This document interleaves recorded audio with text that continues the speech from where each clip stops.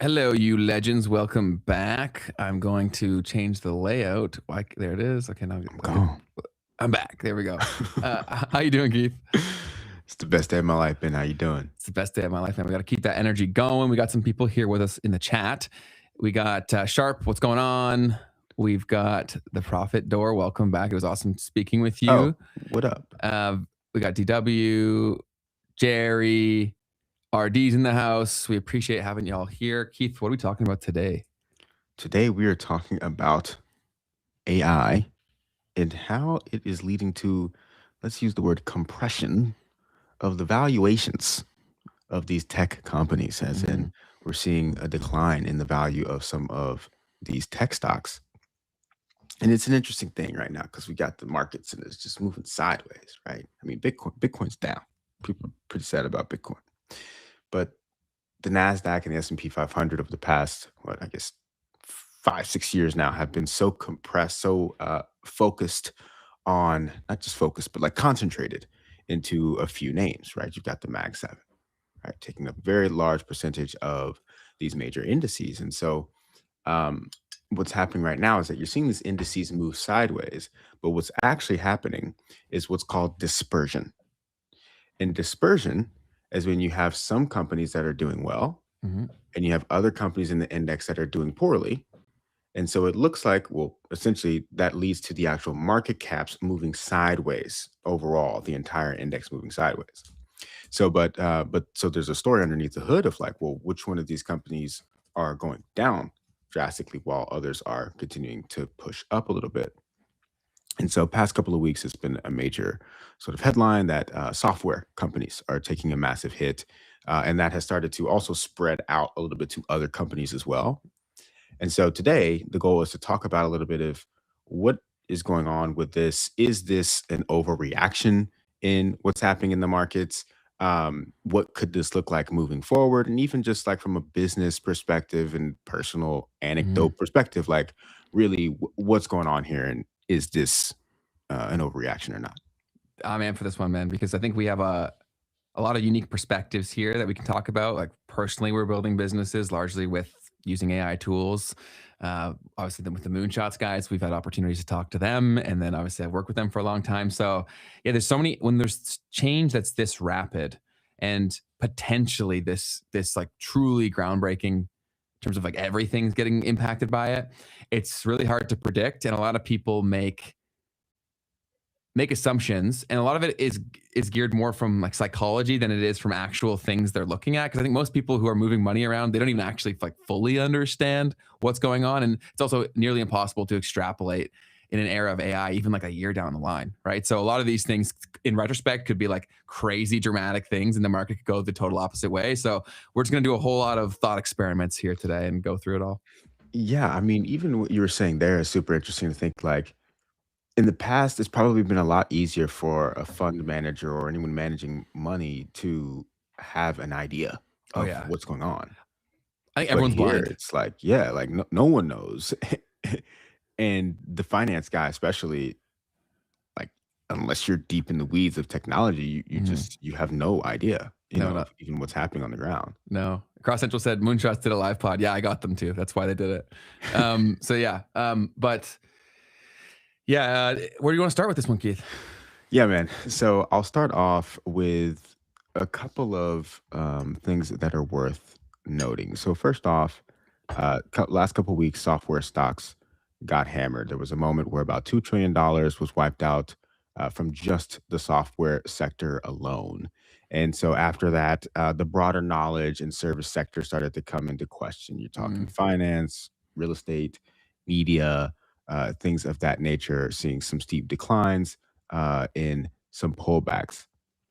And so the other thing that's happening right around all of this, the other side of the story is these big tech companies, the hyperscalers, they're calling them, essentially these companies that have these massive data centers that they're building out, Google, Microsoft, Amazon types of companies, they've been raising large amounts of debt to service their CAPEX. Okay, so everyone's probably hearing the term CAPEX everywhere, CAPEX, this and that. CapEx is short for capital expenditures, and essentially, this is what companies. Um, it's an expense right on their on their income statement that is specifically regarding long-term sort of spending on like things like physical infrastructure, for example. And so CapEx is arising, the capital expenditures. All right. And the point of your capital expenditures is to potentially set yourself up to have a longer term opportunity to make more money, to increase your earnings over the long run. That's why you invest into CapEx. And you see this in real estate as well. CapEx is basically when you're renovating the building, right? As an example. And so um, as these companies are raising what's in the hundreds of billions and expected to be around trillions of dollars that they're going to be raising in order to fund their capital expenditures, uh, people are saying, well, are they actually going to be able to make any money back off of that? Right. So, one of the most notable things, well, first I'll point out to something that I saw that was very cool around the markets side of this, because one of the biggest lessons that I think I've learned over the past, I guess, 5 years since 2020 is like when you get these big market slides, there's two ways of looking at it. You've got market slides that happen because of like structural issues that are real issues, right? In '08, you had an actual, bankruptcies, Mhm. right, that were occurring. But then you've got these moments where there's just peak narrative or peak uncertainty in the markets. And these moments of peak uncertainty tend to kind of be opportunities to buy, right? Because it's like, well, the only reason that the market's coming down is because we don't know the answer, not because there is a for sure bad answer. So those are two different types of things. But obviously in '08, you probably don't want to catch that falling knife. You're going to hurt Mhm. yourself. But 2020, you saw, whoa, what's going to happen? We don't know. Huge declines in the markets and then immediate V shape. Last year, Liberation Day, oh, we don't know what these tariffs are going to do. And then what happens? Huge V shape. One of the biggest runs you've ever seen in the NASDAQ history. So, point being, last year when that happened, we had DeepSeek. It was kind of technically the beginning of the slide that was then extended into Liberation Day. So I saw this guy, he actually pointed this out himself and how this is comparing to what's happening right now in some ways, just literally, yeah, how it compares. So he talks about the DeepSeek R1 being announced. This is the dark blue line here. Okay, so this is what happened last year, and then this greenish teal line is the Claude. It's this year, the market this year. It's also the timing is kind of the same too. Like, right, this was the end of January for DeepSeek. We're at the beginning of February when the Claude legal plugin was announced, and we're seeing some similarities into the sideways chop action. And then big announcement leads to potentially a massive slide that happened with the DeepSeek, which was really once again Liberation Day and the announcement of these tariffs. And now we have this one, and the biggest thing that's happening in the background right now that could lead to another big market slide could be some sort of geopolitical tensions. We're seeing some stuff going on in Iran. Mhm. But anything that you wanted to say about all of that? So I wanted to, because like I think when we talk about this stuff, we make a lot of assumptions of people's like prior understanding, and so what I would love to do is try to like walk through. So like you said, the sharp sell off, and you said like the three things that you feel like contributed to it, or that are that are taking place. I would love to try to walk through like why people are saying that's happening, right? You know what I'm saying? So like with software stocks, why they're getting hammered by this whole AI push is because a lot of people don't understand why software took over so much. Okay, and we've talked about this briefly on the show before, but I want to bring everyone up to speed so that we can all like come with the best insights possible moving forward. So Silicon Valley and the whole tech boom really changed our entire world because they saw the frontier that was taking place on the internet and then also from our phones. And so a lot of these companies, like think these big tech companies like Uber, there's Salesforce is a massive B2B one that a lot of people think about. A lot of these have been built on moats of no one could compete because the cost to build these things was just way too high. And the switching cost from customers was so high. So there's so many people that use Salesforce every single day, and they really don't even like using it. It's just become the industry standard. There's no other alternative. And so a lot of people are thinking, okay, well, if it's so much easier to build things, will people just go and build custom solutions for their specific problem and use that and cancel the Salesforce subscription? It's really going to come down to a choice of preference, and then also people's tolerance for risk. Because even though there are these AI tools, people grossly underestimate what it takes to build something good. Right. They still do, right? Because as someone who's built multiple products, like you see, if you go on Twitter, you'll think that you can build Salesforce with 3 prompts. Do you know what I'm saying? Yes. And that's just like not the accurate thing there, but there will inevitably be an impact. But it could go so many different directions. It might even end up being good for them, right? Because in the scenario, let's say that people don't have a desire to build their own custom thing. They think the switching costs are too high. And in that scenario, Salesforce could drop their workforce, not good for the overall economy, but good for Salesforce, and potentially increase productivity. So there's so many unknowns here where people are really trying to guess how humans will respond and also how the tech will advance. Because we talk about this shit like it's a human being, the whole AI stuff. These are large language models. Right. Like they've been branded as this thing that's going to that has sentience and is conscious, but that's like a story. Where's the proof in any of that? 100%. And you made me think of this meme that I saw the other day from this guy, Wise Tricode. He said, vibe coding means the idea guys can finally find out that they actually have terrible ideas. That's really good. And it's true because people, you don't really know you have a good idea until you've gotten people that you don't know to buy it from you. That's like the clearest indication is before, like I've always tested concepts, and you always want to see like to someone that I don't know, will they give me something in return, right? The lowest, the MVP is a concept that gets thrown around in the software world a lot called minimum viable product. And so for a long time back in the day that I used to just set up a landing page and then try to funnel traffic to it. And if people gave me their email, that was an indicator of interest. I would proceed with the idea, right? Now with these though, you can spin up almost like a nearly functional product very quickly. That is still possible, but building something that can sustain a lot of users, very different equation. What else did you have? The finance and real estate stuff. I would love to talk about that more because yes, even if these tools could theoretically do it, don't these people who do this service have some sort of accreditation that allows them to do it? Like with real estate, finance, service? It's like all these, the ones you mentioned in the second point here. So finance, real estate, medical, wouldn't we still need a human in the loop because they have the license or whatever? Right. Well, and so that is a big part of really, I mean, so real estate, for instance, has had an interesting thing in the United States. There was a National Association of Realtors, right, is like the big thing. And they basically set the standards for what percentage a broker should charge on a deal. And there was this moment over the past couple of years where that number, I believe, was drastically reduced. Okay. And the point being that you kind of have to do that in order to remain competitive in a world where we know that you actually don't need the broker potentially to settle transactions when you've got software that might be able to handle a lot of the things that they do. Totally. Yeah. So that was a really big deal. I had my first internship in the real estate field. And while I was doing it, I'm like, is this really needed? You know what I'm saying? Like, there's definitely things, and I understand that a good agent is probably worth a lot. But in Canada, because our real estate market went so crazy, like everyone became a real estate agent. And now since our market is bad, people are hurting here tremendously because of that. So yeah, it's I think like anything that's service-based, I'm sure the good ones are worth it. But finding a good one can be difficult.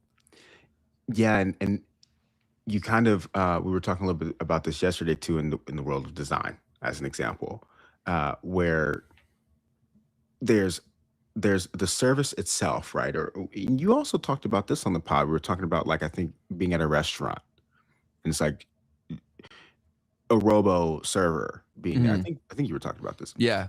It's like, well, do you really want a robo server? Like, that takes the whole fun away.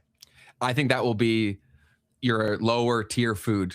Do you know what I'm saying? But like the higher, more experiential, I think people will still want the human connection, because when they talk to other people, like case in point, I was at my grandparents over the weekend, and they were talking about a restaurant, and they talked about the food, but they really talked about the guy they met who was serving them the food, right? So we as human beings, I don't see that ever going away. And in fact, I think that there's going to be a rise in experiences, because even, and this is another thing we talked about with AI, I'm trying to be as optimistic as I can whenever we talk about this shit, because I do think we are shaping this. And so if we feed into the trap of like, oh, everything is doomsday, then yes, that will become a reality. But I think forces can push things in either direction. But one thing I was talking about with the whole design piece that you brought up very briefly earlier was that another headline on Twitter was like, oh, okay, AI solved this design, right? And then I said to you, Keith, I'm like, okay, well, there's a lot of UI UX designers that are currently freaking out across the internet because AI can now do incredibly simple, basic work. It makes everything almost look the same, right? Naturally. But then I was like, hey, well, are designers for UI UX, are they even really designing anymore? Right? Like, how many people went into these jobs because they were a creative person, but they also wanted to make a lot of money? And they're like, oh, this is the closest thing that I can do to what I actually wanted to do, and it paid well. Because I see the designers in big companies, and like they can't design shit. So I actually think this may lead to like a renaissance of design, because now you may not need to go get something super basic done, but people can now take more risks, where there hasn't been any risks done in design on the internet for a very long time. I've got to show this meme, because Go for it. It's slightly inappropriate, but it's also just like it was actually posted by a credible source called Wired. Okay. And so the headline is, gay men have long been rumored to run Silicon Valley, Wired investigates. And this is the image that they have used as the image for this article. And so just another pod guy was like, some people should not be allowed to use AI image gen because that's not the answer there. But to the point here, it's like, just having the tool doesn't actually solve the problem in this case. No, there's and also people, and currently, I also saw this comment earlier up here, so I want to build on something that this person said, where they basically were like, if we move to a world where there are fully autonomous agentic companies, like what's stopping anyone from just copying the exact format? And I think that's actually like the whole thing, right? Is because when the things that used to matter no longer do, the other things that people overlooked now matter way more. Okay, I should have found this clip, so I apologize for not finding it earlier. The head of Snapchat went on a podcast, and he was basically saying how that it's all going to become like, how do you make someone know that you exist and make them feel good about your product, right? So I think that will result in a lot of people focusing a lot more on marketing, a lot more on experiences, and all that stuff. And also, when we're looking at these AI tools, like what's saying that we're even going to always have access to them? Right? Like right now, we're thinking that we're always going to have access to this image generation or these video generation models. What's to say that we don't lose that like randomly? Why would we lose it? Well, unless it's from open source options, could they not just make it illegal? Well, there are definitely concerns about legal challenges preventing the use of certain types of tools. In fact, this week, and I didn't have this in the news, but we did have a bunch of cases being opened up around Grok being used to create essentially, there's a term that people are using now to talk about this stuff. You're funny. That'd be awesome. Like creating images of like young people, right? Yeah. And that so was a Grok big thing. is getting hit right now by multiple jurisdictions about that. Yeah. Do you have anything else to add? I'm just gonna go ahead and pull up what I can about that, but you can go ahead. I was just say, Jerry said AI slop will put real human creativity at a premium. People will thirst for real things. And that will spill into so many pockets that people really aren't considering right now. Like, let's say even for YouTube, right? If AI can go make thumbnails and everyone's thumbnails start looking the same, then like there'll be a counterculture to that, right? Like there'll be, the art form will be the understanding what human beings think. And the more that I speak to like AI, I don't think it grasps that as much as we actually think. I think it's just pretty good at being convincing, or we're pretty naive / like malleable. Because also we're in a state of peak fear. So like exactly like what I always say is that like, how scary are things in the dark? and then you turn the light on and there was nothing there. And I'm not saying that's what AI is, but I'm saying like the state of being in a max fear mode makes everything like way higher stakes. For sure. And I mean, there is a massive amount of that's happening right now. The whole freaking out about the malt book thing was like people thinking that anyone who's, and I'm not, right, but anyone who's in that space, they're like, yo, like someone prompted it to say some stuff about how to take over the world, and like It wasn't everyone's that freaking out. serious. Yeah, it really wasn't that serious. That's also why we talked about the Internet of Bugs guy a lot, because he breaks this stuff down as someone who's been in development for a very long time. And they're LLMs, they're large language models. Right. And they were trained on things like Reddit and Twitter. So like that is the most obvious outcome. Yeah. Do you know what I'm saying? Like that's actually like the least impressive outcome that I could possibly think of. That's what it's built for. Right. It's a chatbot that we built shit on top of. Mm-hmm. And so anyone who hadn't seen that, Moltbook is this Reddit for AI agents that was created, and a bunch of them are going out and creating these threads that are like talking about creating new religions and like taking over the world and like shutting down their owners' businesses or whatever the heck. Yes. And so everyone's kind of just been freaking out about that. What's up? We got Good Evening Crypto in the house. How you doing? Oh, what's good, man? How we doing, folks? Absolute legend. Go check out their channel if you have not already. And we also had an episode with Abs, and it was absolutely awesome. One of my favorite ones we've done. Yep. Shout out to Johnny and Abs over there at Good Evening Crypto. So let's see. So one of the things that, well, I'll firstly just quickly pull up that thing about what's happening with Musk, because the EU, I think the whole EU is kind of coming at him. So the chatbot is facing EU privacy investigation over their deep fake images that were essentially inappropriate images that were being created.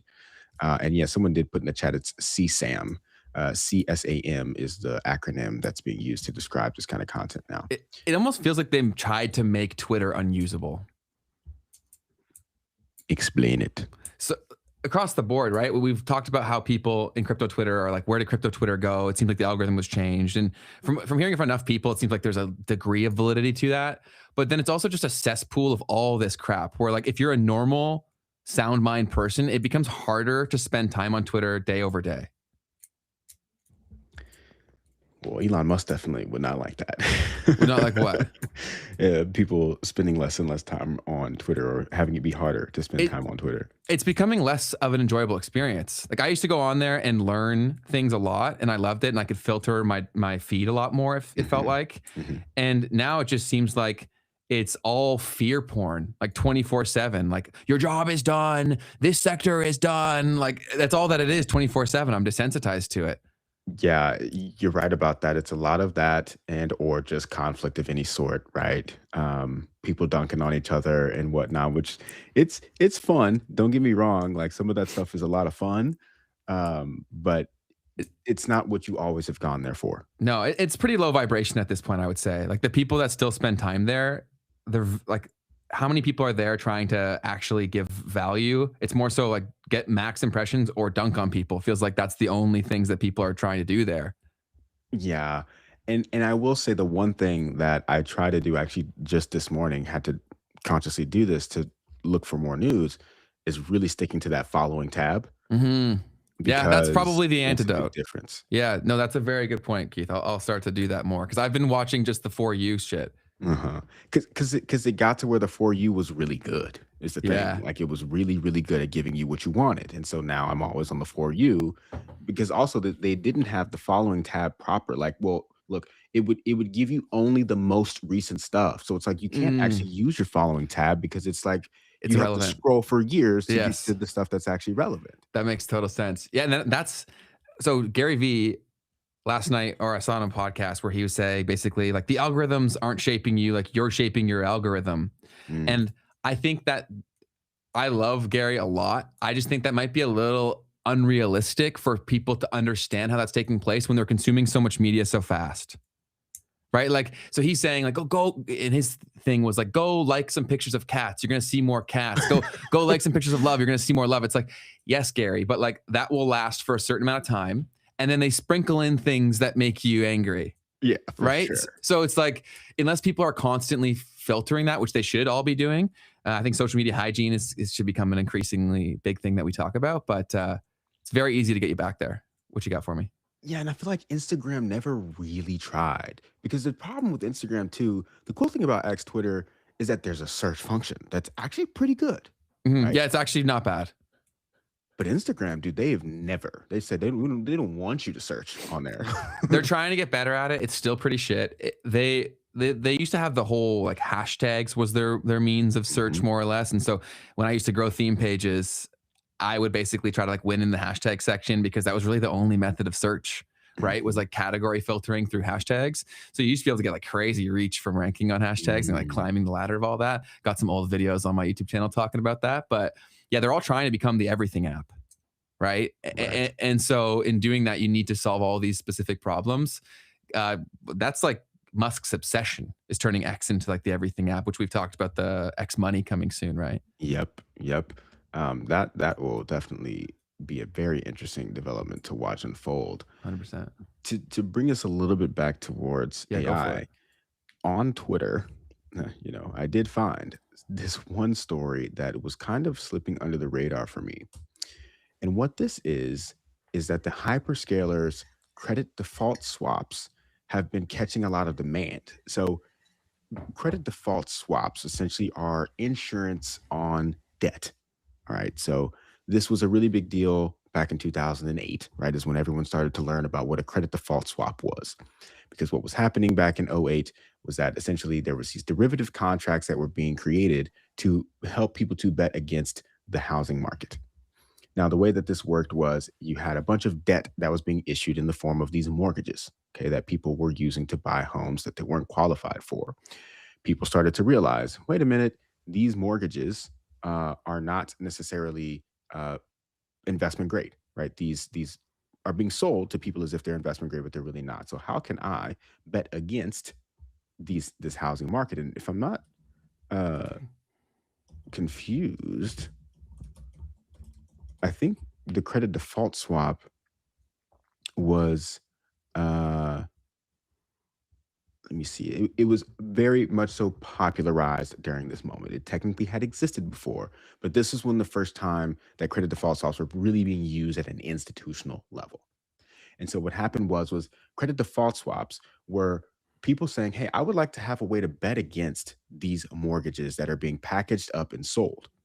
And so there's two different instruments that were being okay. The one that was being created at the time was a collateralized debt obligation, I believe, was what was actually being created at the time. And what was happening was is all of these mortgages that were being issued were being packaged into a bundle, Mhm. and then so the bank would issue a mortgage, okay, into a bunch of different people that they kind of knew that weren't going to pay this thing off. They would take these mortgages because loans in this sense are assets of the bank, and they would sell those mortgages to another bank or another investor. And so knowing, right, that these things were bad mortgages that weren't going to get paid off, they're like getting as many, issuing as many as they can and selling them as fast as they possibly could. And eventually people were like, wait a minute, these banks are issuing debt that they know is bad and then selling it to someone else. Well, I would like to have a way to short these collateralized loans, these collateralized debt obligations that I know are worthless. And so this became the rise of the use of the credit default swap, which is literally just insurance against a debt. So if someone were to default on this debt, including these collateralized debt obligations that are just these big pools of these loans, then I'm actually going to get a payout for the fact that they've defaulted on this debt. And so these credit default swaps were being used not only as insurance, because first off, if I'm the owner of the debt, then I can buy a credit default swap as an actual hedge, right? That's a proper way that you could use it. But what was happening is what is people were coming in and speculating Mhm. on this, and they were like, "Oh no, I'm just going to buy these derivative contracts that say that I think that debt is worthless and it's going to go default." So, anyways, basically what I'm saying is that's what was happening then. You had a huge rise in the demand for credit default swaps, basically betting on people defaulting on their loans. And we're starting to see a massive rise in the demand for credit default swaps in the world of these AI hyperscalers. And so this is something that's definitely worth noting. That there's a growing market for tech CDS. In particular, also we're seeing like the DTCC was the one to kind of actually come out and say this, the Depository Trust and Clearing Corporation, which is the largest. clearing corporation in the United States. They help to basically settle transactions across all of the derivatives, and not even derivatives, but securities market. And they're the ones that are kind of letting people know that this is what's going on. And we're talking about to the point to where there's new dealers that are popping up, like new banks, imagine, that are selling these credit default swaps on these tech companies are popping up because of the demand that there is for them. So Who anyways, go ahead. who has access to that? Like who? Hedge funds, banks. Hedge funds. Yeah. Yep. Okay. Yep. So We got a super chat that I just want to acknowledge quickly. Yeah. Roman Viking said, "Who monetizes greater algorithmic control by users?" Most companies, seemingly. I'll repeat it. Just who monetizes greater algorithmic control by users? Oh, as in like, wait, I'm kind of confused. Who Oh, who benefits from having? That's probably what they mean. Like, why would they give you the tools Right. to spend less time on their platform? Right. Yeah, I don't think they would unless forced to, right? And so I think that we need to shift our time and attention to places where that's possible, or put in laws in place. And there are some laws that get put into place where people have to give access to certain things and Mhm. certain data, but they do make it deliberately difficult to access and manage. Yeah. There's not an incentive until someone's competing at the end Yeah, of the day. 100%. And I think there will be new platforms that emerge. But sorry, I cut you off. You were No, saying. I mean, really, that was the major story there that I wanted to touch on. Huge debt spending going on, and people are saying, well, we want to see a larger market for betting against this debt that they're continuing to take on. Mm-hmm. Yeah, we've talked about the circular financing and all of that going on within AI. It's getting so big that it almost becomes an impossible reality where it could live up to expectations, especially with the time horizons that are needed. Like we've talked about this so many times before, where, like, let's say even most of these predictions come true. If they don't come true with the timeline that people need to keep this thing rolling, then like what's the outcome too, right? So everyone always says that they think it'll be like the .com pop, and it'll probably have some similarities to it, but I don't think they'll let it be the exact same. It'll probably play out in a just slightly different way. Yeah, I mean, the thing about what's happening here with these AI companies is that they're being priced in a way that kind of doesn't leave a whole lot of room for any sort of an error, right? Yeah, that's very true. And when I watch the Moonshot guys, they're all like so freaking smart, but they're making predictions in a vacuum. The world isn't a vacuum. Right? Like, how many of these things can change on a dime because of the human side of all of this, right? Mhm. And they're all so smart and around these people every day. Mhm, When they forget, like, and also another thing too, with optimism of all this, guys, is that almost every doomsday prediction is assuming we don't come together. Like every bad scenario is assuming that we don't get educated and we don't come together.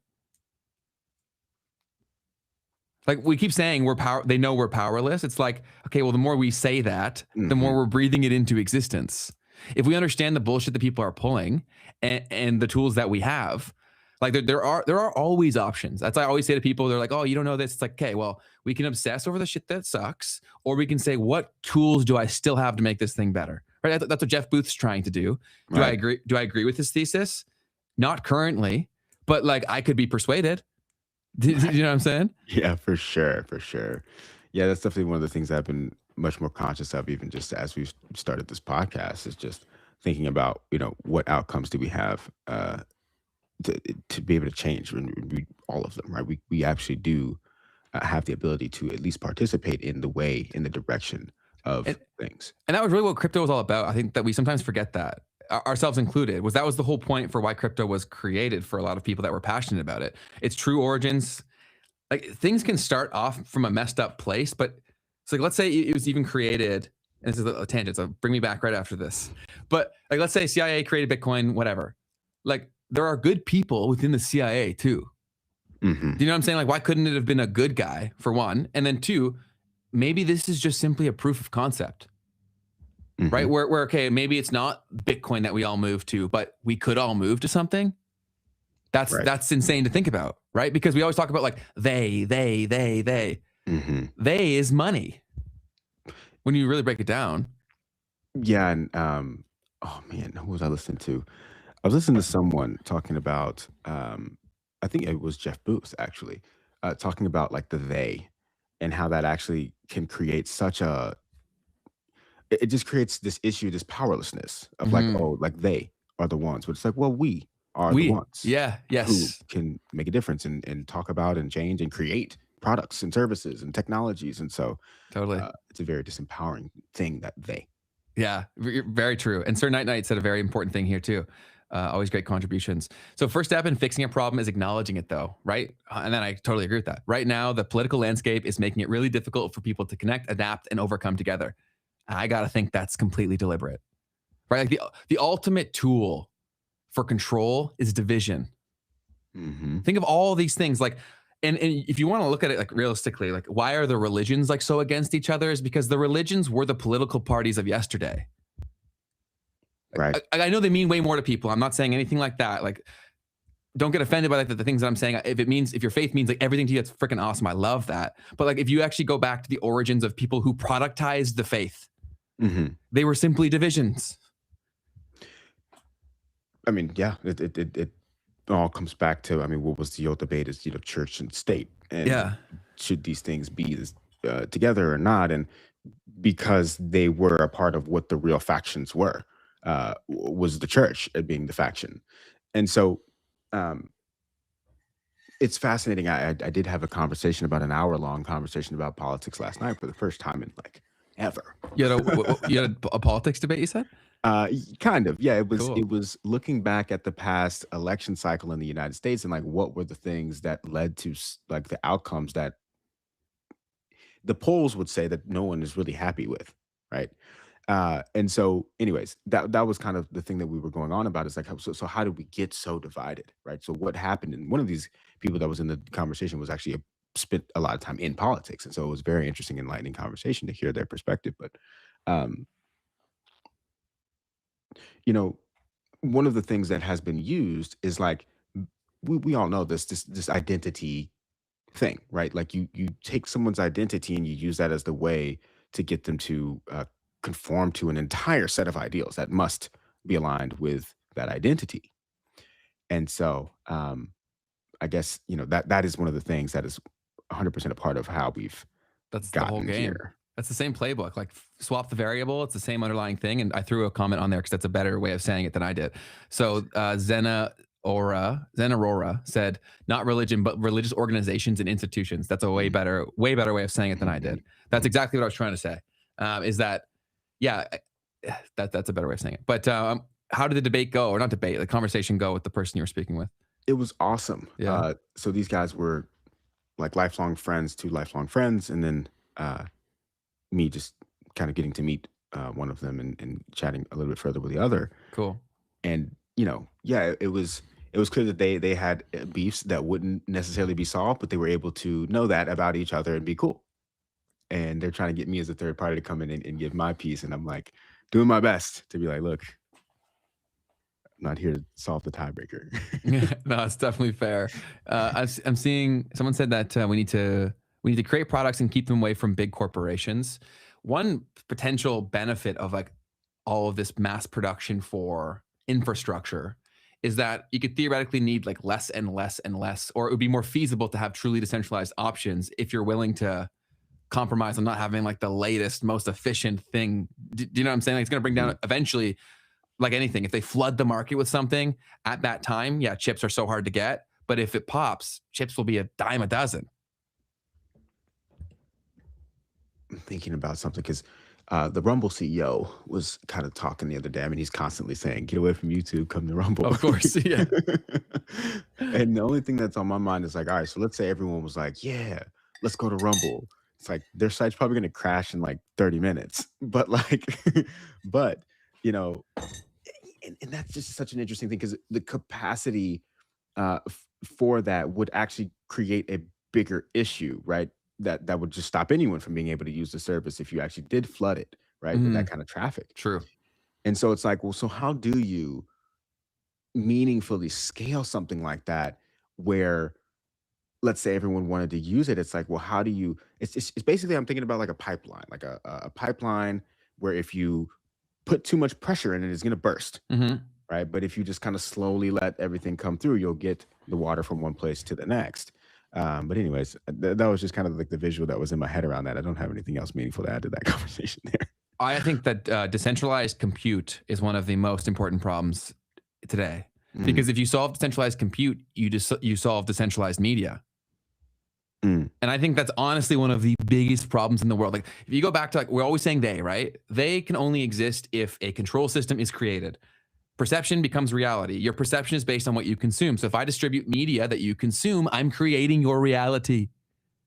And so Right. if media from day one with the printing press, it's been centralized from day one, bro.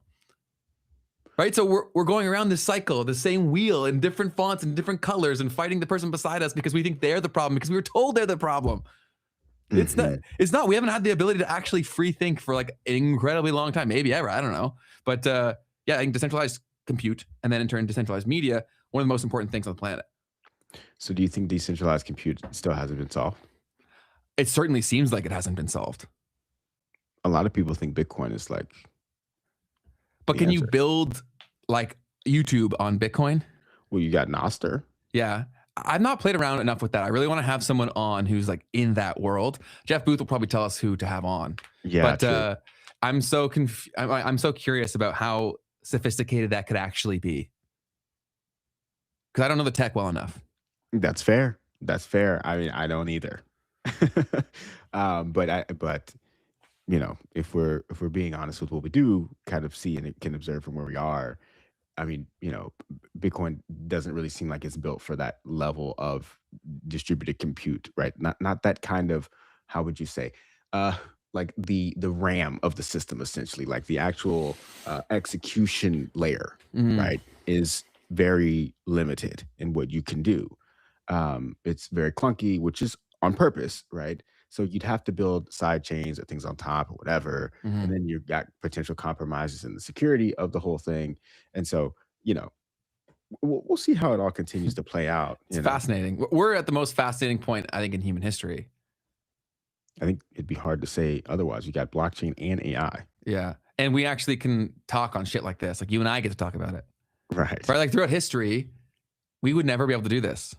Mm-hmm. Mm-hmm. Right? And have some sort of say in, like, okay, guys, like, what do we want to build? We can just go do that. Like, that's pretty freaking amazing. But for the AI conversation, what's the next point that you had for the people? For the AI conversation, I saw this article from Jordy Visser, who I've learned is someone that you guys are listening to and watching. He's pretty popular, man. Yes. And he put out an article essentially about Palantir a week ago, Okay. in talking about the enterprise AI versus basically how they've taken the SaaS model and reinvented it into some ways. I'll summarize what he says.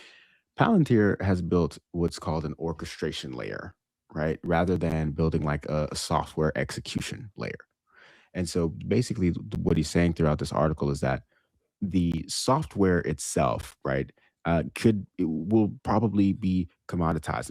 Execution level software will be commoditized, but the ability to create systems that can kind of overlay and oversee all of these executions, all of these different softwares that are being executed, will still have a pretty strong moat. And in particular, he's pointing to Palantir, and being that they thought way ahead and thought that, well, we don't want to just be the thing that does the thing. We want to be the thing that understands all of the context around everything, so that when anything's being done, it makes sense, right? And we understand what takeaways to take or how to analyze and take information and then use that to then complete an action.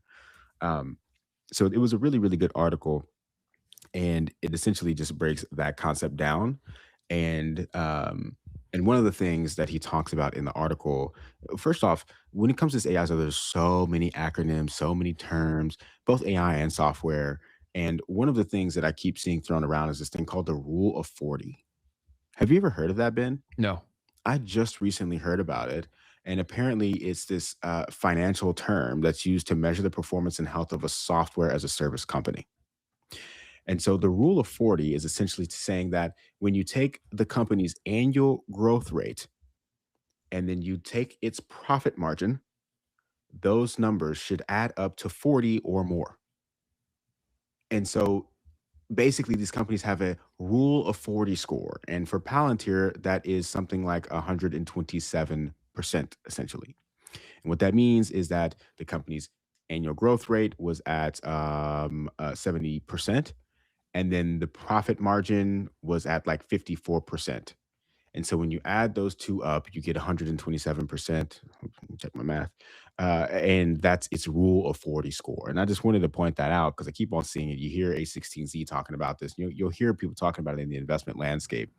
And essentially, it's how strong is this company growing versus the versus its competition. Essentially, is a way to look at it in SaaS.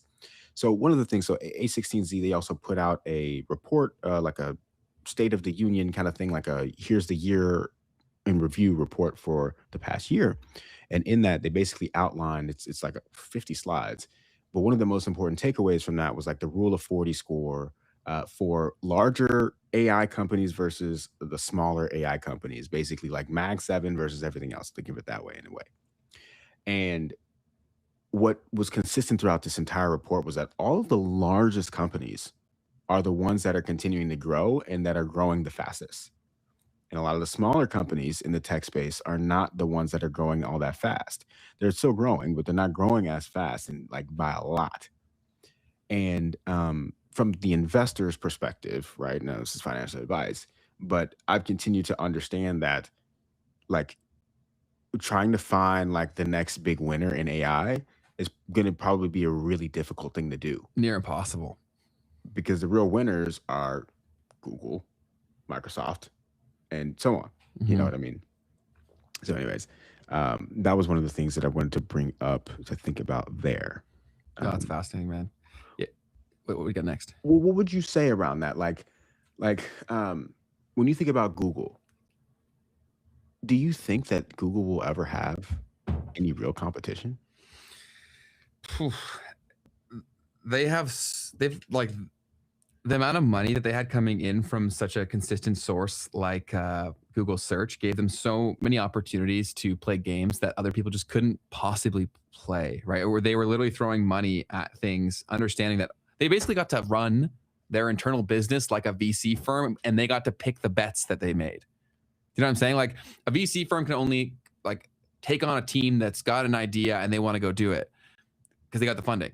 Google had like the people, the money, and like the direction and enough data across everything to realize what would possibly work or be needed, right? So unless something radically changes or people like really start hating Google, like how do you even get away from them now at this point? They've ingrained themselves into everything that you do. Right. Like the signing with Google is freaking everything. How long is it until Google is also your wallet provider?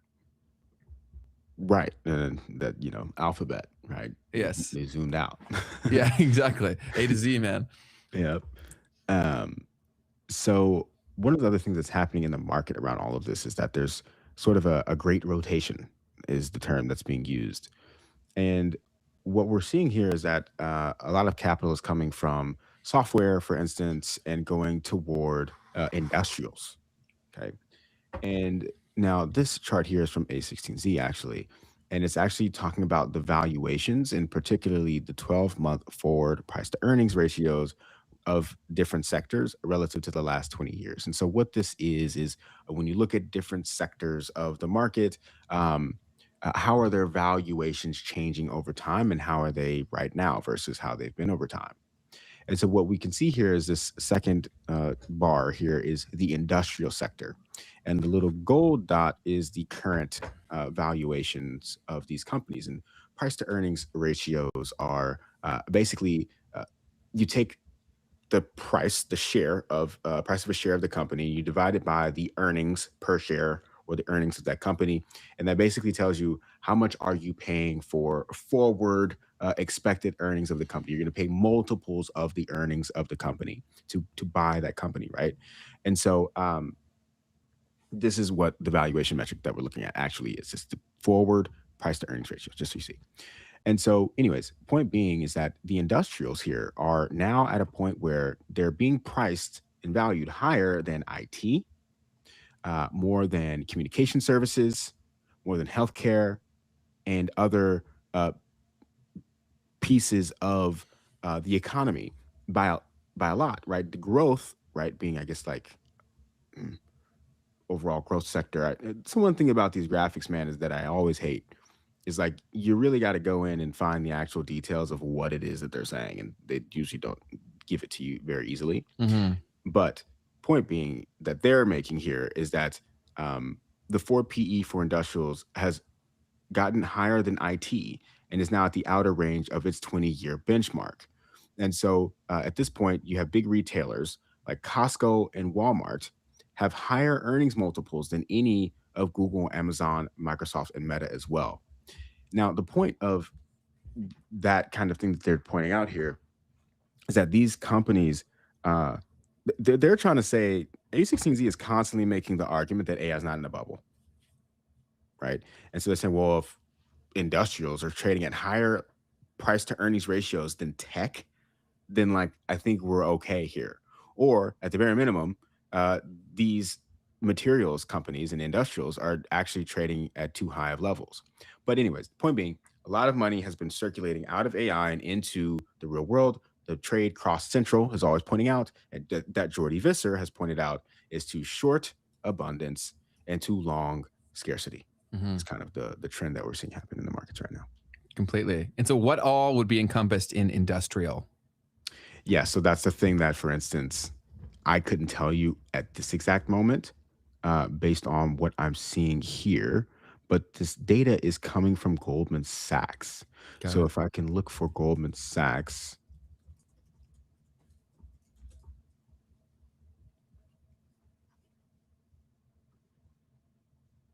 they'll point out aerospace and defense, automotive, building and construction, capital goods and machinery, heavy machinery, business services, transportation and logistics, and industrial technology. Interesting. So that's kind of what I'm seeing off of the rip.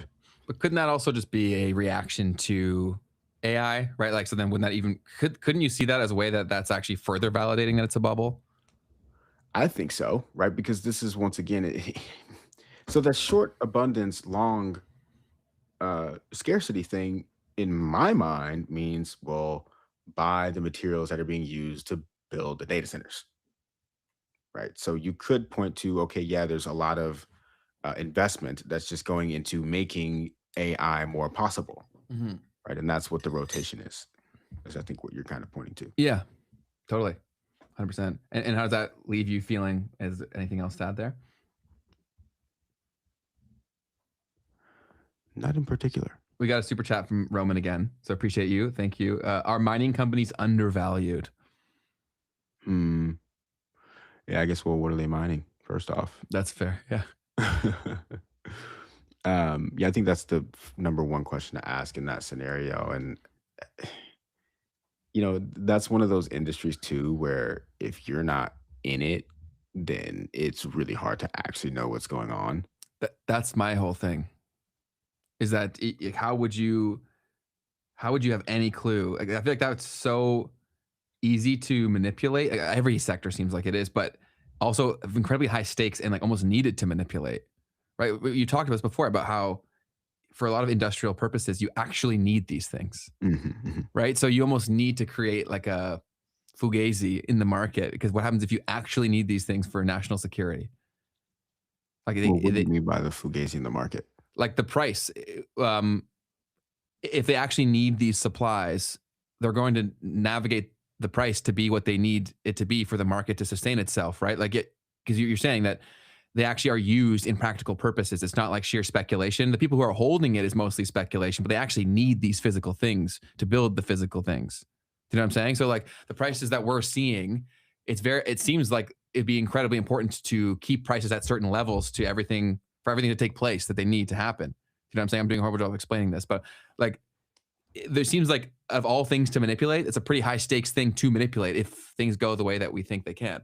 Well, I think it's one of the harder things to manipulate, but the way that you see manipulation in these markets, if you may, is through any sort of government interventions, right? For instance, the Project Vault thing that the United States just dropped What's a that? couple weeks ago, which was the United States basically setting up fund essentially, or an allocation toward investing in critical minerals mining within the United States, right? As like kind of like the CHIPS Act, but for materials, right? So we want to build in our mining capacities here in the United States. Did you see Tom Lee? Obviously, he would benefit from this, but he's saying like a gold black swan event is something that he thought would be possible. Obviously, take everything that he's saying with a grain of salt, especially with his association to crypto and how that would probably benefit him. But he basically was try to find the clip. I'll try to find it when like I'm saying to people watching, try to find the clip. I'll try to find it. But I think I saw it on Twitter. Can't remember exactly. It was a pretty short clip where I see it. I'm gonna. You found it already? How'd you find it so fast? It's my hidden talent bin. Let's go. There's a million times, and just there's a couple what I'd call black swan risks to gold. One is there's a million times more gold underground than above ground today. And so if gold gets too expensive, like literally Mag 7 is just going to get into the gold mining business, right? Because like you might as well just dig for gold. It's more valuable than anything. The second is gold is all extraterrestrial. I learned that at the Perth Mint, which is one of the few places that stays and makes gold bars. So SpaceX might do a mission to Mars and then run into a gold asteroid. And Elon Musk, if he, it's international. I mean, he would own all the gold. He would become the new central bank. And that gold could be, 100 billion ounces. What about the risk that you can manufacture it? Correct. And the third is, of course, alchemy. Because look, if someone has discovered a way to knock an atom off lead to make it gold, they won't tell anybody. And there's just a whole bunch of gold supply coming. And just there's a couple. Thoughts on that, Keith? I mean, Tom Lee's fun. Those are fun thought experiments for sure. I mean, I remember in probably 2021, there was this big article that came out about like this flowing asteroid with like septillions worth of gold on it. And it was just at such a important time, I guess, mentally for what was going on in markets and everything, where I was just like, whoa, like that's a crazy thought. And that definitely would validate essentially the idea that there's just this hyperabundance of these rare earth minerals. Like Trump liked to say, they're not all that rare. But so yeah, I mean, I think that's probably a very real scenario. I think the pushback is always that, well, technology is not actually there to be able to go out and mine and bring it back in space. You're saying? Yes. Yeah, that seems pretty logistically difficult. Exactly. And now I actually was talking to a good friend of mine because he's like there's a company that has actually started to make some very serious progress in this and has become a much more of a thing at the moment. And so like he was this like madman who was running around trying to raise money like 10 years ago, and people were like, dude, like this isn't possible. There's no way. And now we're actually starting to get to the point where it is a little bit more possible to be able to potentially go out and mine gold and bring it back. And so, when it comes to things like that, I mean, Elon Musk continues to for sure himself show us that, I mean, he's catching rockets, right? They are catching rockets at the end of the day. So that's step number one. If you're going to be able to bring anything back, you got to be able to catch the rocket and bring it back down. But anyways, so, interesting. What do you think of all that? Yeah, I think it's very interesting TV, and like you said, thought experiments of that happening. But like, how would we even know that was real? Like, there's so many things that we don't have access to in terms of how close these things actually are. But yeah, that's something about science stuff that's tough for me, because I'm like, I really don't know anything about physics. I really don't know anything about chemistry. So if you're talking about alchemy, knocking off an atom of lead or an electron off of lead, like brother, I'm not going to have that how conversation. Crazy is it? Yeah. How crazy are the words that are coming out of his mouth? Like that's that's super important. And I think that I would love to have more people on potentially in that world if we can find them that do know what they're talking about. Yeah, for sure. So yeah, that's the major stuff going on there. One of the things also, people are talking about in the markets is once again just that dispersion conversation. So I'll show a little bit more of what I'm actually talking about there. So go for it. There's a guy named Noel Smith. He's actually really incredible. I was so surprised to see he only has 10,000 or 13,000 followers. I think he's at least getting some traction. He is an options trader, and he talks about how the S&P 500 has been flat over the past month, but the average stock moved to 10.8%, which is a dispersion spread in the 99th percentile over the last 30 years. So essentially, there's been a massive growth to value rotation and a lot of de-risking. And he goes in with his options talk to describe why this is a essentially multi-sigma event, meaning that this doesn't happen often. So that was one other thing that I saw on this conversation. What do you pull away from seeing that? Like, what does that tell you? The big thing to take away from this is like we are potentially entering a world where, good question, ETF and index buying might not be the answer, especially in the tech world, right? Like when we're talking about the NASDAQ, it's always been just put money into tech. It's going to You're do good. well. You're good.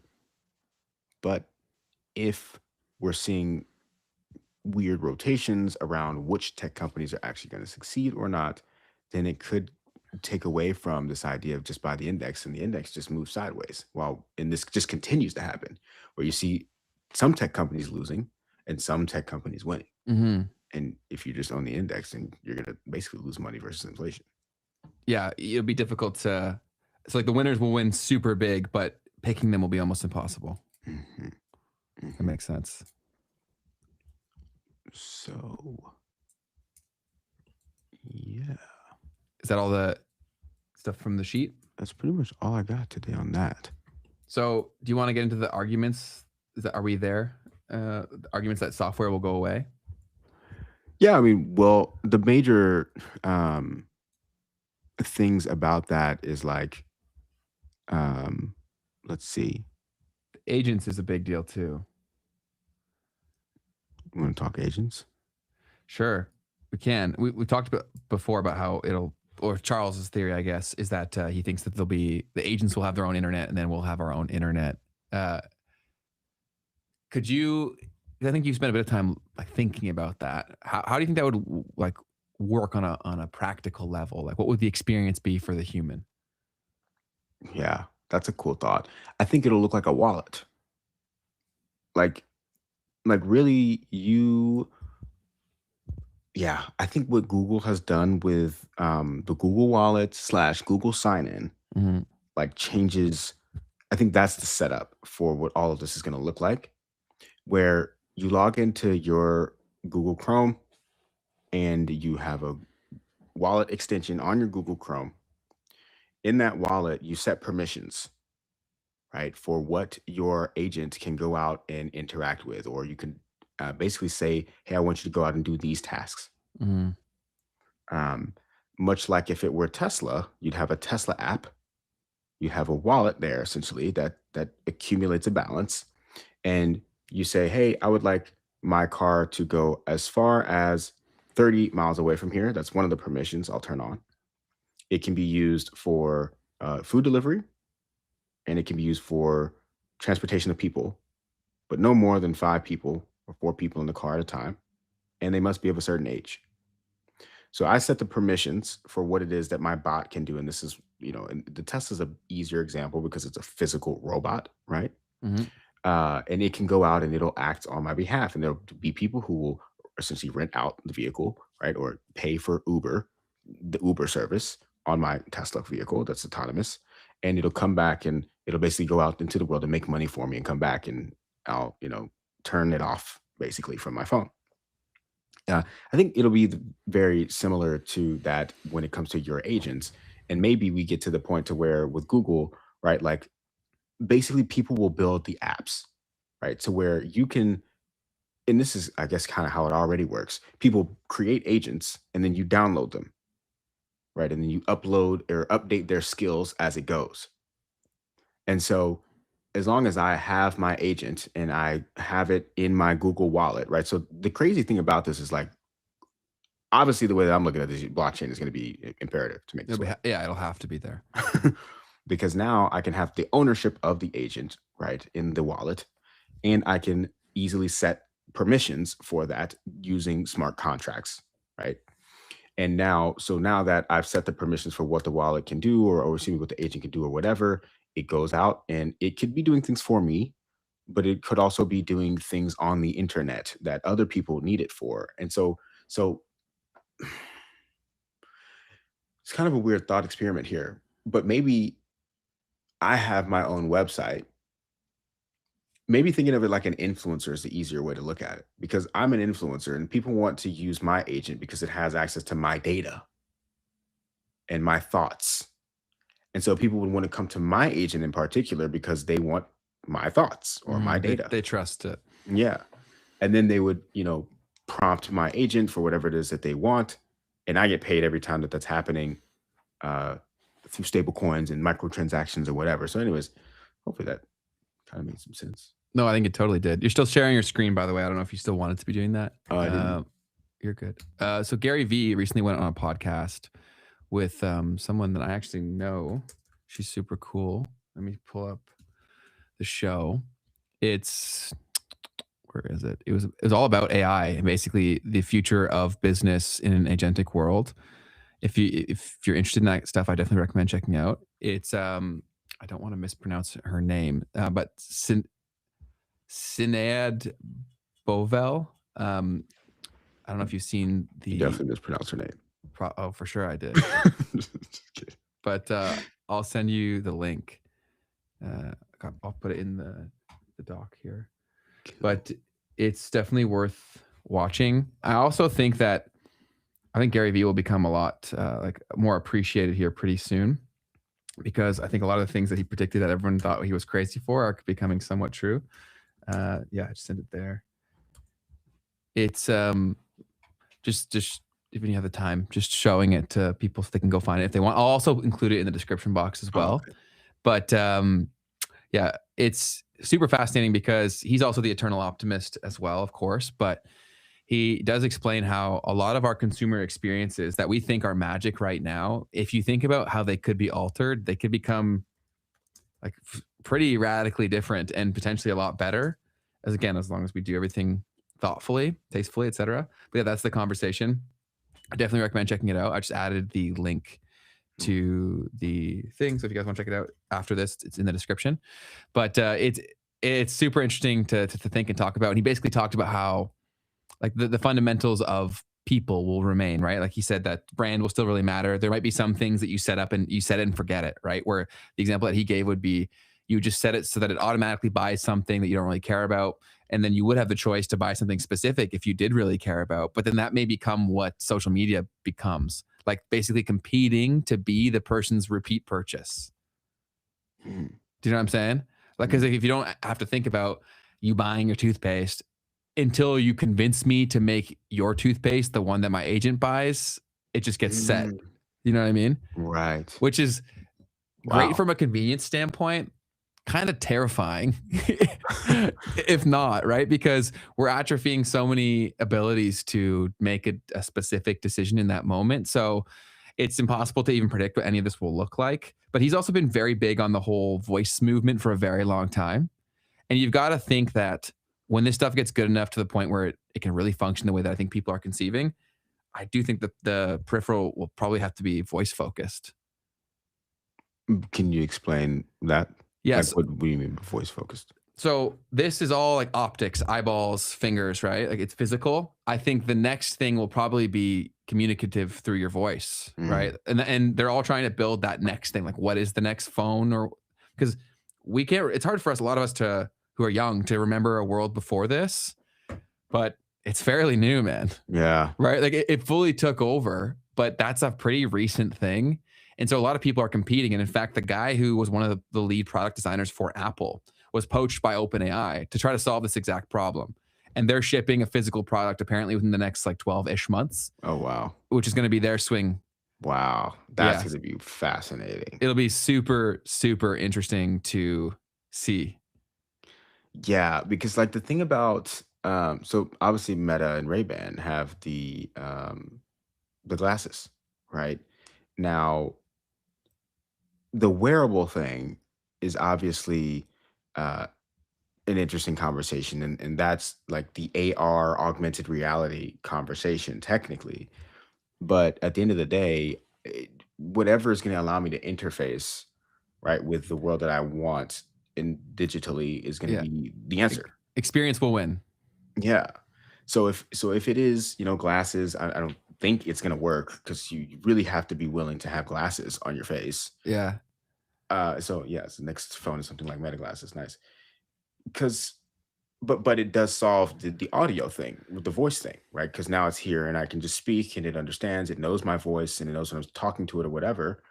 And I have a visual display now as well, potentially that I can use and see and have the heads up display inside of the glasses or through the glasses. So that's an interesting one.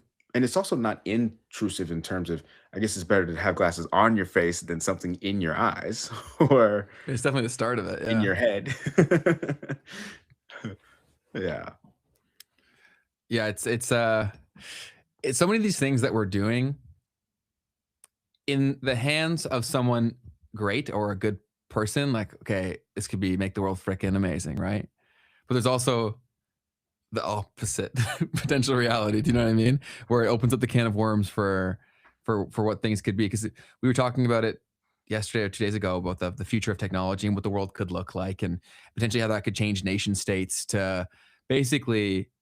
And this would not happen quickly, but eventually it could basically be where nation states basically have to compete to give people the best experience for you to want to live there, pay taxes there, et cetera, right? Mhm. And in a perfect world, you're like, oh, that could be awesome. Like everyone gets the opportunity to go where they want to go. It's like, yeah, okay, but we also have to be realistic. Like that requires freedom of movement. That requires a lot of things that aren't currently fully in our control. So, yeah, it's insane to even think about how many things are moving so fast. Yeah, and I mean that is an interesting conversation because I realized a little bit more of what about what you were saying was super insightful too. It's like the digital money thing makes it to where you can uh transport your life, right? Uh you can physically do that. You can be anywhere but still have the same wealth and usable wealth, right? Anywhere if you have Mhm. digital currency being the standard, which is one of the major things that would be a friction point for someone. If I'm in the EU right now and I have a problem with my bank, well, I'm gonna have to call my bank. But if I'm 6 hours ahead or whatever, like It's a the bank nightmare. might not be open. Yeah. So, but when you have a standard of 24/7 programmable money, then you could be in another country and everything's just fine, Yeah. right? There's the So, potential for that reality for yeah, sure. yeah, Yeah, absolutely. And Cross Central said languages could automatically be translated and understood with the glasses. Yeah, mhm, language is a big thing that we've talked about a bunch on the show too, about how who was it that said, I think it's Chase Hughes, basically. He has like a theory that language is essentially just a virus hmm, that spreads, hmm, right?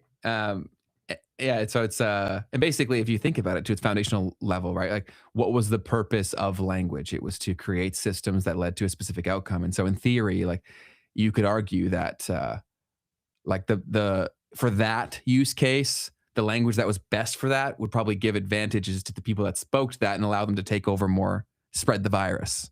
hmm, Do you know what I'm saying? hmm. So it's definitely an interesting thought experiment. I love Chase Hughes stuff. He's one of his books I have is freaking massive. It was like a $300 book, but I've been chipping away at that. It's really cool.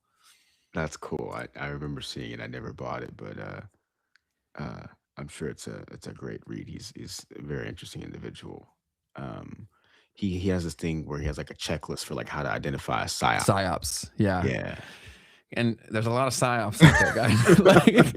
Like, so that's always like his whole thing that I would love to pass on to people is that he always says anything you consume, just say maybe. Mm-hmm. Because you said earlier in this episode about how like, once we get you to attach to something, then you're forced to attach to everything else. That's a very, very dangerous game. You know what I mean? Exactly. You just reminded me of something that Coinbase's Armstrong just posted the other day.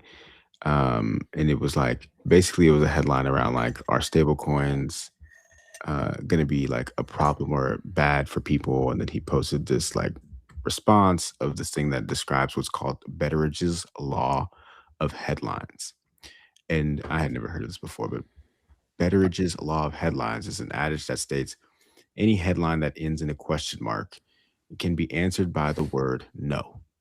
Excuse me, any headline that ends in a question mark that can be answered. Okay, no. Just the point is like, if the question in the headline is this the end of the world? Then the answer is probably no. And the reason that I brought that up was something that absolutely flew out of my mind. So I have no idea where that was coming from. But I think the thought was around how I have no idea. You said why I Brian brought that up. Armstrong with stablecoins. Yes. But what were we just talking about? The most recent thing you said was that he had put something out about are stablecoins good for humans? Yeah, but the point was the Betteridge's law. So I don't remember what we were talking about before that. That made me want to go to there. But I'm not anyways. entirely sure. I was talking about PsyOps, Chase Hughes. If anyone else can help PsyOps. with PsyOps. Yeah, just like so the headline being used as the way to kind of like get a thought into your head, but most of the time what the answer to that question that's being posed is no. Yeah. Right? And this is just an interesting concept because I'd never heard of that Betteridge's law of headlines. But Super. I have not heard of that either. RD said, "Where'd you get the cup? The memes and markets cup? We got to send RD a cup for sure. most definitely. We'll make sure. I'll make sure you get one. Yeah. But yeah, PsyOps, man, big. So, and one of the most important things to determine if you're in a PsyOp or a cult or whatever is first understanding that the concept exists.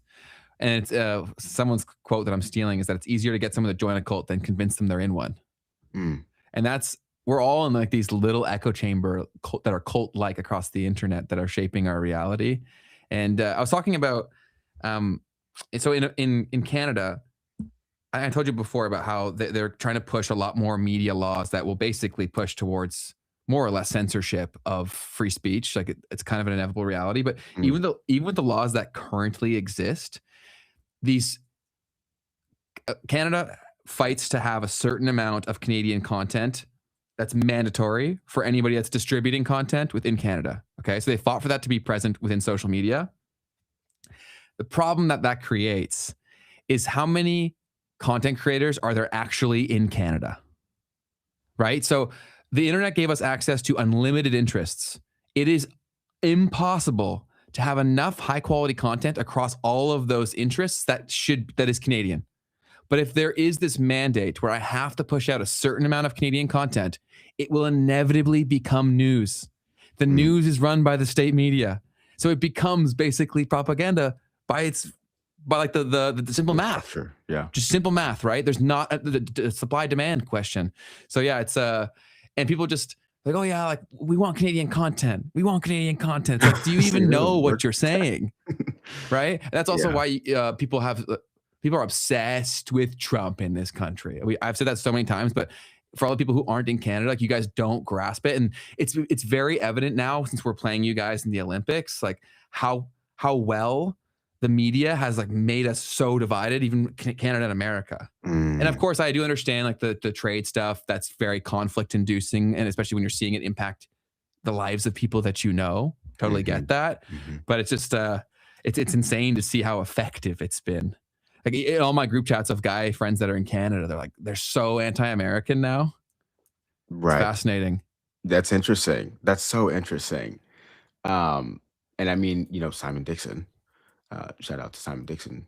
He likes to kind of say that some of this is a little bit potentially intentional in that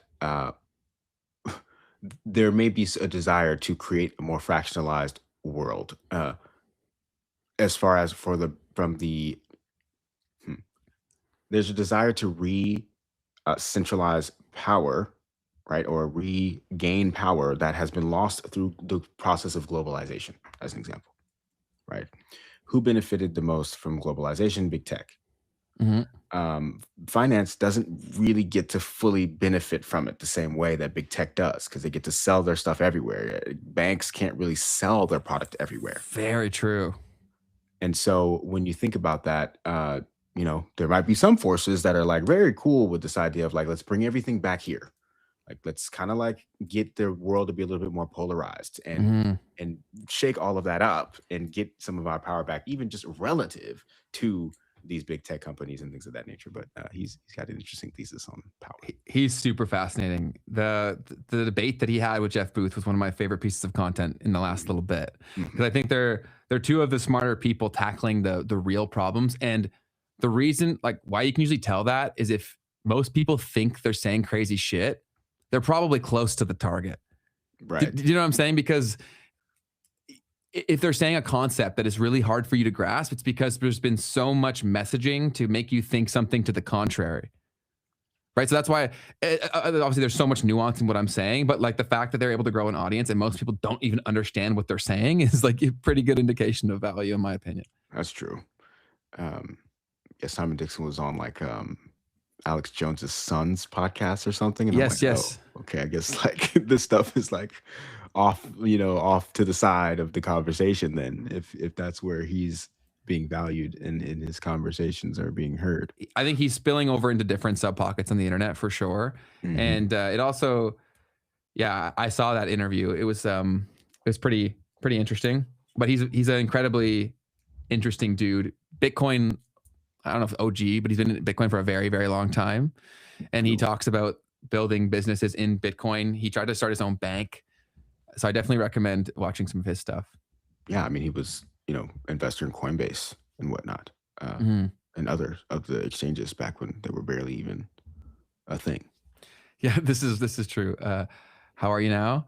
Said people here in Canada willingly vandalize their vehicles with anti-American sentiment. Ridiculous. Like, yeah, we've been very PsyOped into thinking that you guys are the root of all of our problems, when really it's the same shit. Like, people that had power didn't give a shit about me. They didn't give a shit about you.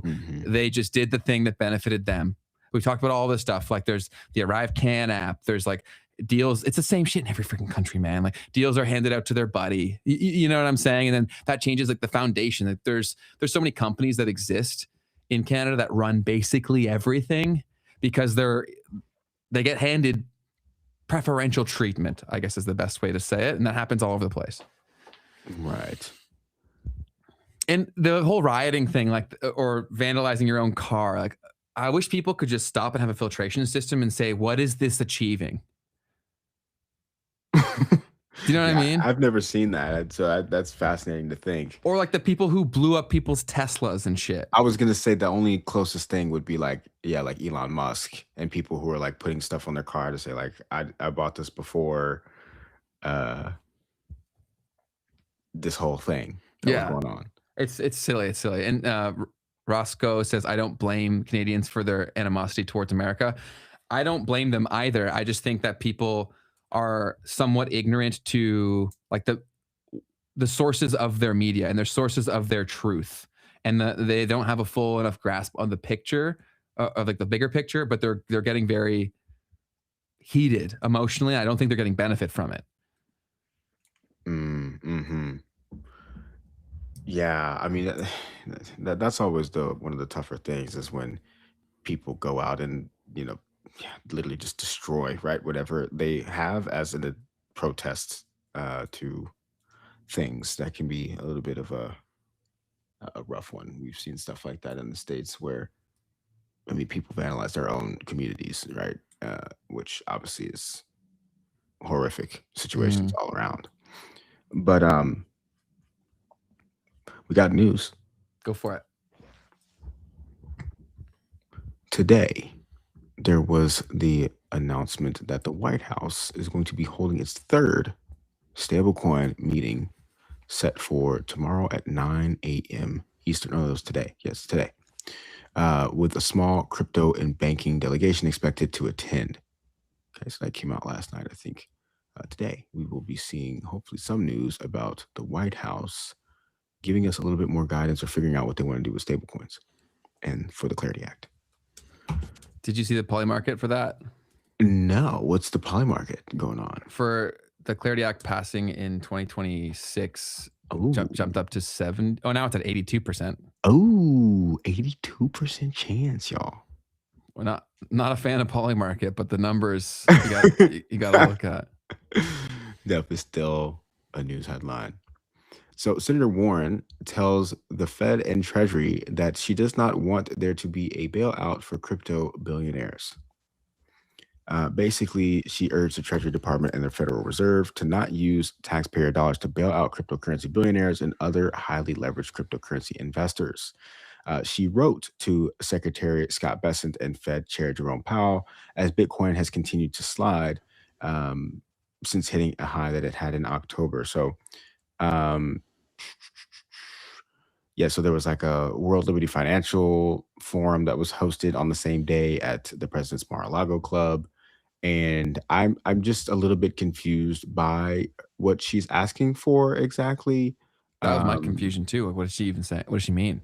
Yeah, so I don't know if the letter is public or not. I'm not sure. Maybe it is.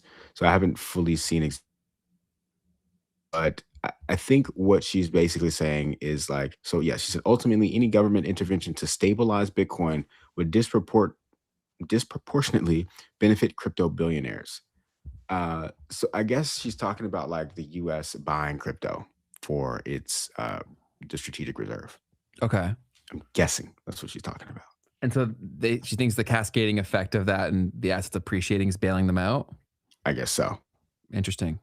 Yeah, I mean, I initially, when I saw the headline, I just laughed because I was just like, what exactly is she talking about? Mhm. But I think with the extra nuance of there being this idea of a strategic reserve, which I don't necessarily know that it's being mentioned, right? Like it's definitely not in this article. Mhm. So I don't know. I think she's just like, don't bail out the crypto billionaires, Got it. which is probably a little bit misleading of a way of thinking about how things work. Got it. So the CME actually just announced that they're going to be enabling 24/7 cryptocurrency trading in the futures market starting May 29th. Now, the CME is the large futures venue in the United States, or they own the venues. And so futures already technically trade 24/5. And really 23/5. There's a 1 hour gap that happens throughout the day, Monday through Friday, or technically Sunday night through Friday. And with these futures contracts, these are derivatives markets, right? So you've got the spot market for Bitcoin, which trades 24/7 on crypto exchanges. But then you have the futures market, which is where a lot of institutions are more likely to participate because they don't have to own the underlying thing to play Mhm. around in the pricing mechanism of this whole thing, is where those people are taking place on the futures market. So this idea of having a 24/7 futures market for cryptocurrency is a very, very, very interesting thought. We've definitely talked about this on my channel about like 24/7 trading of crypto means that when you're sleeping, you can have some crazy things that might happen in the markets, and then you wake up to especially in the futures market, positions being liquidated. Mhm. Okay, and crazy manipulative moves that can happen. But that's 24/7 for crypto period. But now you're talking about for the institutions to be able to do this over the weekends as well. So anyways, It that definitely is seems like that's where things are moving. Yep. A little bit of stuff on Polymarket because it's just the talk of the town at the moment. Right after we got off yesterday, Kyla Scanlon had actually responded to the CFTC chairman's thing where he came out and he said, we talked about in the last episode, he talked about how the CFTC has full jurisdiction over prediction markets. This is like helpful for pricing and information discovery and so on. And then Kyla Scanlon, huge, awesome person. She should definitely come on the pod. Come through, Kyla. We'd love to have you. And she talked about, she just posted a chart, rather. That's all she did. And it talks about the world of wagers. And basically, because in the video, he talks about how this helps with elections and like understanding what's going on with that. And then you can see here that actually know all of the notional volume almost on Kalshi is actually mostly for sports. Wow. That's insane, man. Yeah. And also just, I don't even think it's good for sports either, because the more that gambling gets involved, the higher likelihood of this stuff becoming even more fake becomes a thing. 100% WWE, WWE, it's actually, I'm glad you brought that up because on last episode we talked about Logan Paul a bit, and I forgot that he was a big recurring character in WWE. So he definitely has fans from that. Like WWE people are like very loyal, big fans. Yeah, I see what you're saying there for sure. So you've corrected yourself on that one, or at least added some extra context. Well, yeah, he's got probably new people that he could run a similar playbook. Yeah, that's true. Yeah, interesting stuff there, man. So moving deeper into this, there's also a new development happening with these prediction markets. You've got Bitwise Invest filing for prediction market backed ETFs. What does that even mean? I have no idea. And so Eric says he's the senior ETF analyst at Bloomberg. And it's so interesting how this is so deeply tied into the crypto thing, right? Because Bitwise is a crypto ETF issuer. And so, okay, wow. So this is the prospectus you can see here has prediction shares for individual bets. How interesting is that? So you would have an ETF that has specific bets in it, and you would be buying, I guess, the yes or the no of the specific bets by buying the ETF. Fascinating. So Eric said, and they're off. Round Hill's filing on Friday sets off a prediction markets ETF race. So they're not the first ones to do this. Granite Shares and Bitwise has also jumped in to create these prediction shares ETFs. Fascinating. It's crazy. So prediction markets are coming to Wall Street. And that's even just through the ability to invest in them. But there's also all other stuff regarding, obviously, the liquidity of those platforms as well. But moving on, Amazon has officially surpassed Walmart as the world's largest company by revenue, reporting $716 billion in 2025 sales. What do you think of that, Ben? That's not surprising at all. Because I do think that the whole you go to Walmart to save money thing, I feel like Amazon, through efficiencies of distribution, has gotten to a point where there's usually products on there that aren't available in Walmart and are cheaper and are almost the same as what would be in Walmart. So I think obviously it's the place where you'd still go if you're getting a lot at one time, but that individual purchase that people typically would have gone to Walmart for, I think they've gotten the vast majority of people to become accustomed just going to Amazon. But I even have that much. I've tried to go look for a physical product in Walmart, and then even they were like, "Oh, we don't have it. Try Amazon." Or like how many times has that happened? And the habit just gets formed. And then also kind of tying into what we said about Gary Vee, where Amazon will always try to push you to make the purchase on a repeat subscription. So you can already set up your life a lot like that if you want. Like if you're going through shampoo every 2 months or whatever, you could set it up to auto buy. Right. You know, yeah, I figured what you would say was that I'm surprised that it took so long. Yeah, truthfully. And I saw something about this recently around Walmart and like how they actually saved themselves from being bankrupt in the first place by going so deeply and heavily into e-commerce, right? Well, you said Walmart did? Yeah. Yeah, they tried to. I don't think they've been as successful as they wish because they kind of tried to open up like a marketplace where you could sell your own things through Walmart branding. And I think personally it was bad for brand because they didn't handle it well.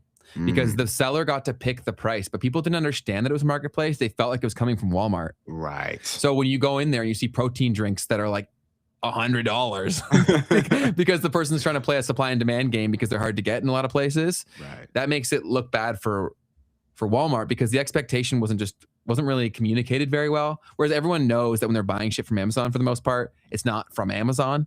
Amazon's a distributor. Right. I do think people think they're buying from Walmart a lot of the times, and they're buying from sellers. That's actually so interesting that Amazon did that so artfully. Like creating the distinction. Yeah.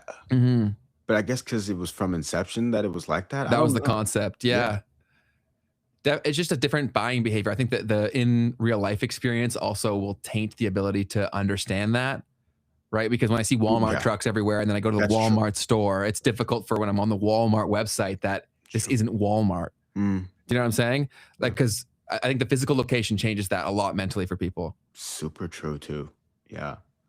But outside of that marketplace, I mean, they've definitely moved some significant portion of their sales to their e-commerce platform. Totally. Yeah, which has allowed them to just once again not have had this situation happen a happened lot earlier. Yeah, and they're definitely still doing fantastic. Like a lot of people, it's just kind of become their default grocery store too.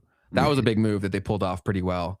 Was that they really focused more on grocery, so that there was one stop shop for everything over the last few decades. And now it's like people can't even afford to go to a lot of the grocery stores that they used to go to, so they just say, "We'll go to Walmart." Yep.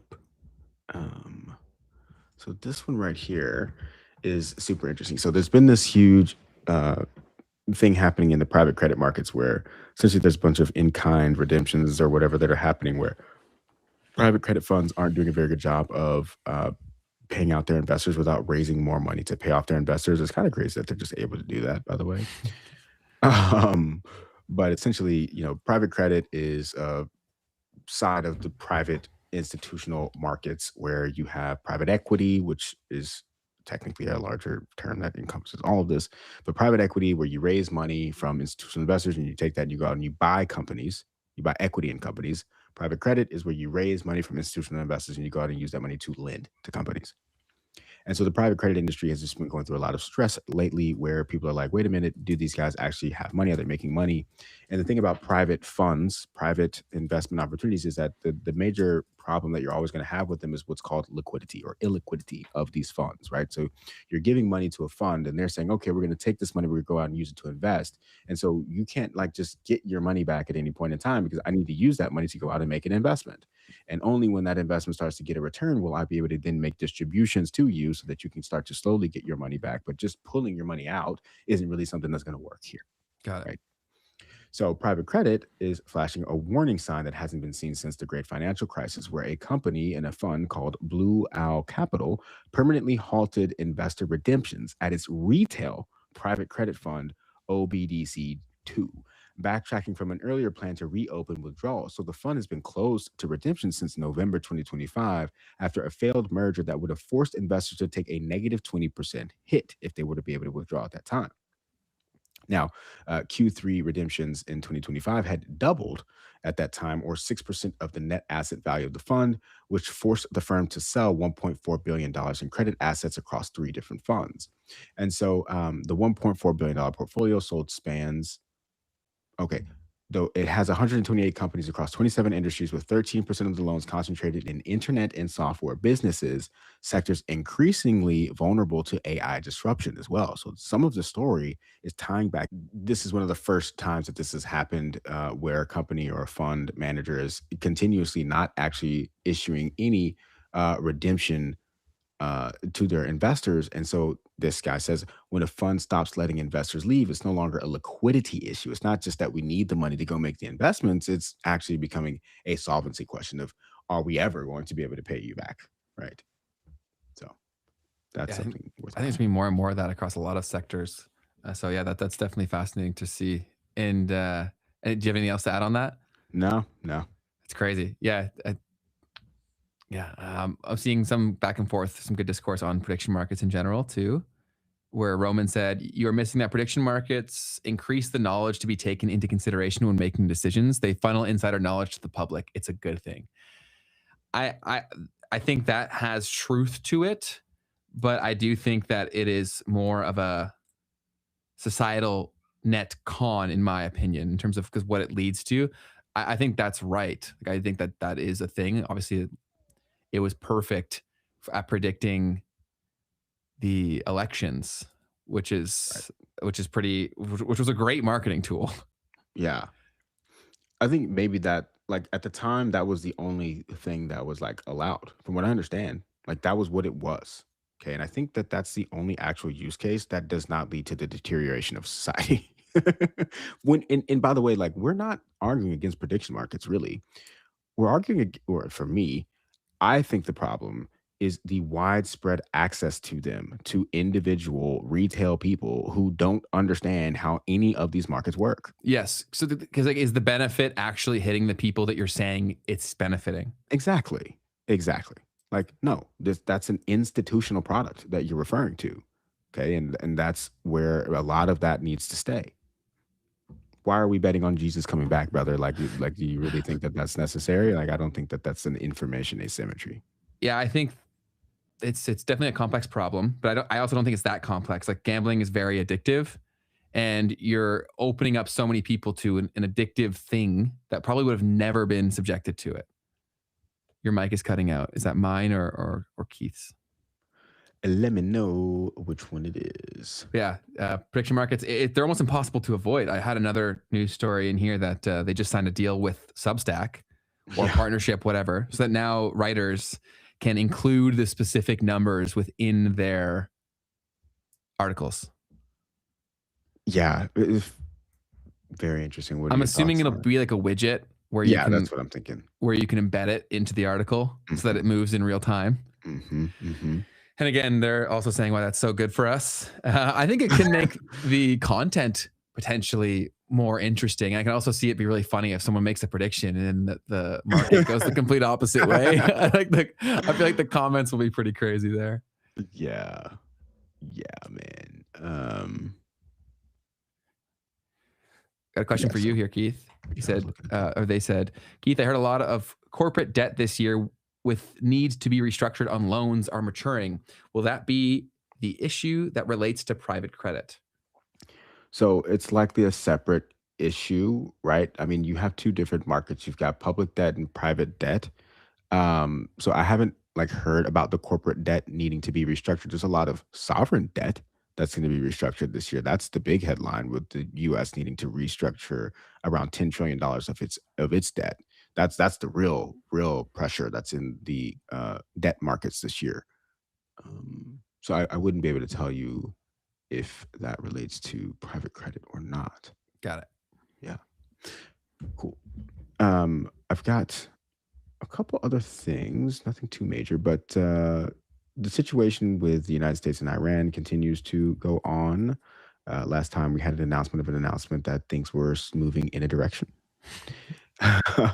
This time we have something kind of similar, but instead, as tensions mount between the two countries, the U.S. president addressed his so-called board of peace. I didn't see that they said that. That's pretty wild. And he said, maybe we're going to make a deal with Tehran. You're going to find out over the next probably 10 days. And people said that he's going to make a decision in 10 days of whether or not they're going to strike Iran, which I think is a little bit sensationalist for what we got out of the actual quote. But maybe over the next 10 days, we'll have a better idea of what's going on in Iran. Probably, maybe. This next one is pretty wild, guys, because look, we don't really talk politics, all right? Don't come here just to talk politics. But we have a story right now that's happening in the world that spans across everything, all right? And it's really hard to ignore it. And someone just got arrested. Ben, did you see that No. Prince Andrew just got arrested for his connection to the files? I didn't see that. Your Yeah. camera went, by the way. Oh, no. Oh, no. So, what are your initial thoughts on that, Ben? Andrew Windsor, formerly known as Prince Andrew, arrested for Epstein connection. I've seen Polymarket say stuff that was inaccurate before. That's So- a real story, though. That's real? Yeah. Okay. Interesting. Well, arrested where? In the UK, I think, but I think that is a good question. So, arrested in the UK over ties to the files. Interesting. Suspected misconduct in public office revealed in the files.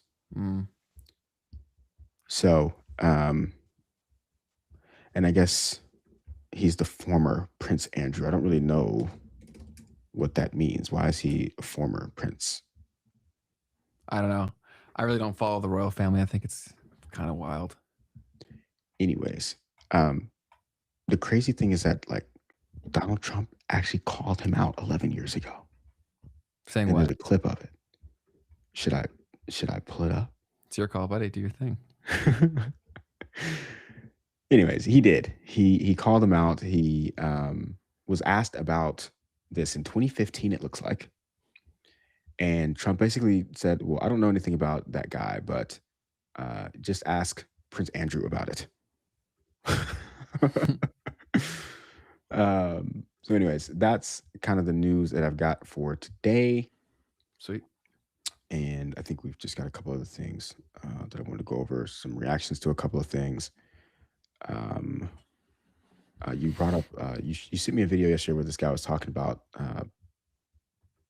poly markets, and I think our guy in the comments would agree with this concept potentially to some degree.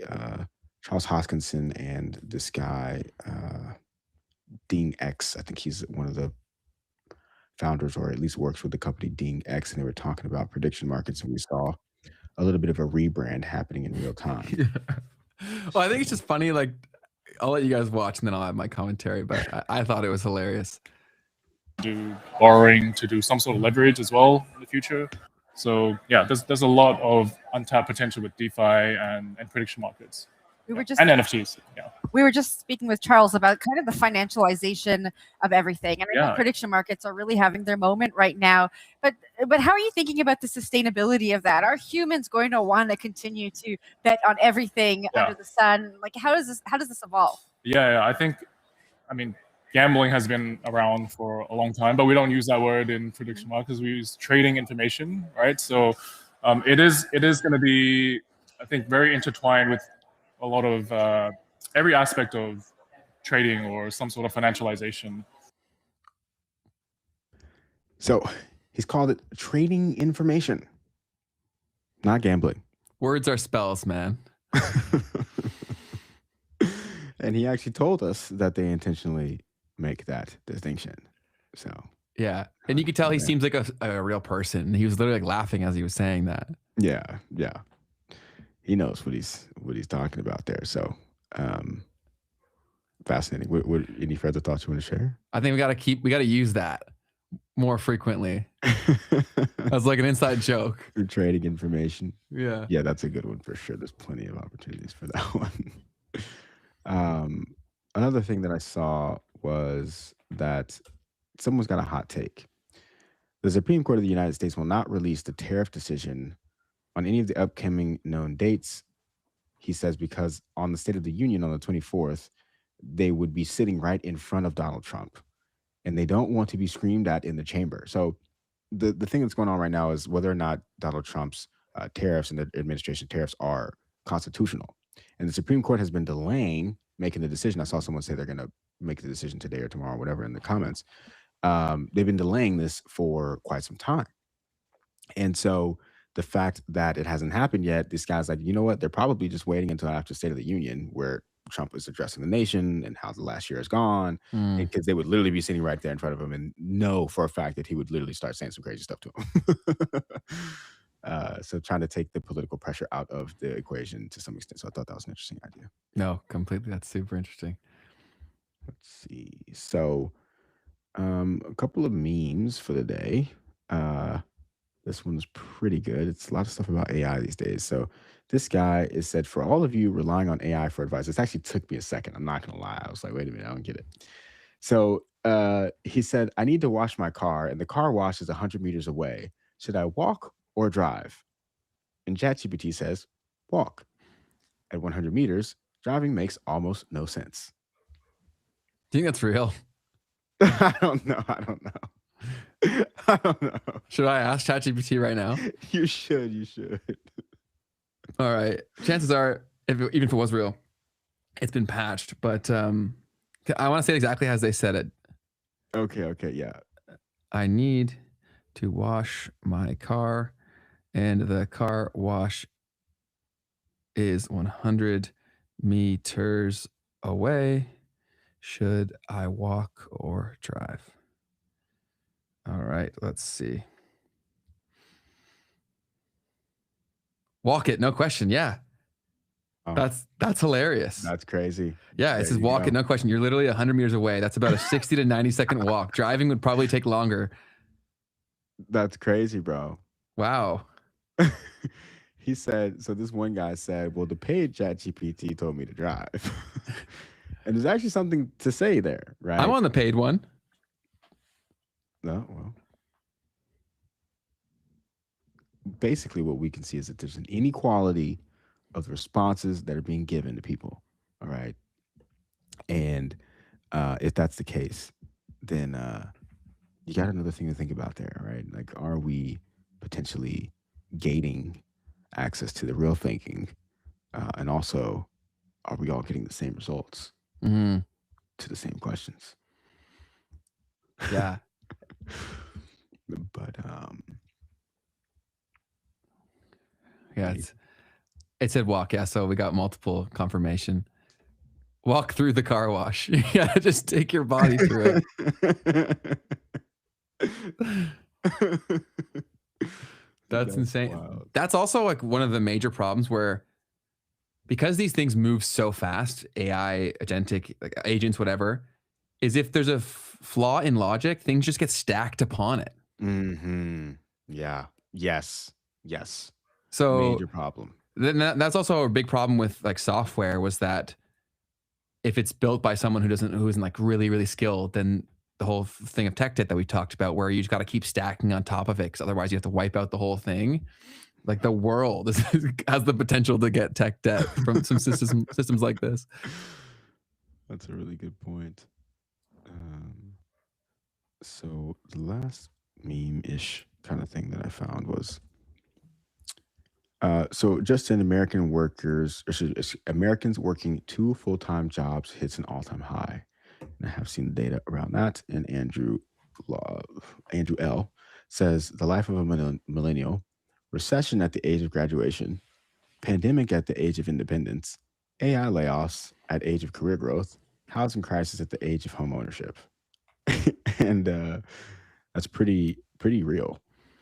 I feel for everyone. I don't think there's been anyone who's had an easy time throughout all of this, because but I definitely sympathize with that. Like that's a lot of L's, you know what I mean? Yeah. Back to back. But I think everyone was screwed by COVID, by these financial changes, by a lot of things. But hopefully we end up in a more positive outcome.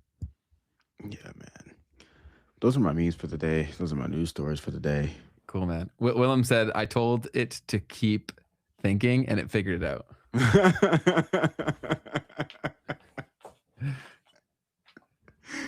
That's pretty wild, man. That's pretty wild. That's crazy. So that's all the memes we had, right? Using ChatGPT. Yeah. Yes, we did. Okay, cool. So do you want to run through some comments on the previous episode that we had? Yeah, so previous episode, to be fair, was pretty light on any super, like super thoughtful comments, but we had a lot of love for our previous guest, Nicole, over at the Profit Door. So huge shout out to Nicole for coming through and doing this. And yeah, people were super nice. She said, be nice to me in the comments, y'all. And thanks for listening. And 47 likes on that. So people were happy to see her around. Sweet. Yeah, we appreciate all y'all tuning in. We appreciate all of the support, and definitely go show Nicole some support over on her channel. It's all linked in the description box of that one. Yep. And then there was one comment about Alan Watson 1452 said, I'm afraid that using homes for a profit-making business, in my opinion, is the wrong thing to do. And one of the reasons many have been priced out of having their own homes. I would never use homes as a way to make money. I think it's part of their plan to reduce the amount of people that own their own home because they have been priced out because homes have been turned into money-making schemes. Well, I hear it. The pro-capitalistic approach to housing is typically around the idea of, obviously for home builders, right? The idea is that you're building places for people to be able to stay. For the individual to buy a home, I would rather an individual own my home than a corporation, I think. If I'm renting it out, I want to have someone who I can talk to and not a robot that owns my home, essentially. But it's an interesting conversation. I think it's also as a way to make money. I think it's probably not the most profitable way to do it, or not just profitable, but my thing has always been when it comes to real estate as like this wealth machine and way to make all this money and be super wealthy is that buying a single family home is really buying yourself a job of managing that process. And it's not really passive income in that regard. I think most people that give this advice grew up in a very different time. Where the numbers made sense. Yeah, it was actually worth it. Yeah, you could snowball everything that you did into more and bigger things. So yeah, I get that completely. But do you have anything else, or do you want to open up to the chat? Let's open it up to the chizzy. chat. We appreciate all you being here. Do y'all have any topics you want to discuss, questions you want to ask? We will go through and chop it up. Yeah, we appreciate y'all being here. Roman said you employ people for that, like in terms of, I'm sure they mean like property management. Exactly, but people don't do that. Because the People margins don't aren't know there that. to do that though either. And there's no margins to do it, and people don't tell people that. That's not a part of the story, Roman. Right? True. That's not the story. It's go buy a home, go buy a bunch of homes, and then manage them, and then you'll be wealthy when you're old. And it's like, actually, no, you have a nightmare of what you have to pass on to your children, which is an entire business operation that you have to then pass on. But that is the answer, and that's also why for me it's buy multifamily, right, and have large units where you do have the margins to hire someone. Totally. Yeah. Also, the problem with when it does become too profitable, that greed sets in too, which I'm sure is present in America and Canada here too. So many people, if people own a home here, so many of them own like 4 or 5, like 3, 4 or 5. You know what I'm saying? Because they were able to leverage that to more and more and more. And then now the actual homeowners are so few, but they hold a lot of the market. Mm. Do you see anything? Someone said, go ahead. Luis Celiberti said, that's what I do not understand about the tokenization of real estate. I get commercial real estate, but there has to be some intention in tokenization of single family homes in the future as well. I don't actually understand, but I did see the tokenization thing and thought it was worth reading. I get commercial real estate, but there has to be some intention in the tokenization of single family homes. So there are people that have done like rogue projects of tokenization of single family homes. I mean, it definitely makes sense to fractionalize the ownership of an apartment building as an example. It's just a lot easier. You've got liquidity of something that typically is extremely illiquid. And now you can participate in the rents, right, of a commercial building, which you otherwise really can't unless you just buy like a large real estate ETF. But yeah, I'm not sure exactly what the statement was, but true, definitely important stuff to talk about. One casual kid said, as a single man, how much do you need to make nowadays versus having a family to living comfortably? If you're a single guy, you get to purely pick how you live, right? Because people aren't reliant on you. And so I would always advocate living below your means. Like that's what I did. I lived in a $500 a month basement apartment for a decent amount of time while I was growing my business. I think a lot of people get stuck because they're overextended. I lived in a $750 shack in the back of a shack in the woods, basically. Where was this? This was in Miami. Nice. But the brag was that I actually had to pay $750 for that, which was just horrific. But so this is a good one. Do y'all think one of these AI companies could take over the rest or all of them, kind of have their own section of the market? I do think there'll be a lot of consolidation. I think we're already starting to see that. Yeah. I think there'll be more acquisitions coming very soon. So most of these players that we're talking about today probably won't even survive in the way that they are now. They'll probably be either absorbed, rebranded, who knows, right? But so yeah, I do think there'll be a lot of that. Yep. I mean, that's what it is. It's like Mag 7 or you're out, is the way I see it already. It's too expensive of a game. Yeah. I mean, how are you going to compete with them building out hundreds of billions of dollars of data centers? No one can compete with that. No, you can't. And they own the infrastructure, right? So anything that gets built on top, they can just buy out or make on their own eventually. No, totally. Disc Replay Boss. Sounds like they've got a fair amount of real estate. It's been really hard for small landlords to get into multifamily for at least 5 years because they are so high priced. You can't make them cash flow without putting down 40 to 50%. Wow. That makes it really hard. Yeah, that's a lot. That's huge. Yeah, I used to want to touch real estate so much, and then I just saw that the speculation game was getting to a point where I'm like, okay, this is not a game I should spend time on anymore. Like, if you had to talk to me before I started my internship in real estate, I probably would have said like, I want a big real estate portfolio. And then as things went, I was less and less interested in that, like by the year. Fair. Yeah, I mean, it's out of hand. And I mean, after 2020, it was just like, whoa. the only type of real estate that you would ever want to touch, I mean, long term for me personally, would be Mhm. residential, because otherwise you can get fleeced by, a It's- virus. Yeah, very, very true, right? Habits have changed so much, and there's so many things we can't control with that. Yeah. Disc Replay Boss on living frugally, something that's awesome here. He said, my coworkers used to make fun of me 25 years ago because the wifey used to pack me bologna and cheese and mayo sandwiches every day. That's awesome. Yeah, I think like if you enjoy that and you can save a lot of money, why the heck not? 100%, man. Do you see anything else? No. Speak up, people. If you got anything else you want us to go down or questions you want to ask, happy to chop it up. But we'll wrap it up here shortly. We appreciate all of you guys hanging out with us. I own a few rentals and I wish I didn't. Yeah, that's fair. It's I mean, I can only imagine, I guess, at the end of the day. Yeah, Disc Replay Boss said timing is everything as usual. Yeah, that's always the case. And I think you always want to pay attention to who's telling you something's a good idea as well. Reminds me of a story from Tillman Fertitta, owner of Houston Rockets, and a company called Landry's. It's like a large hospitality company.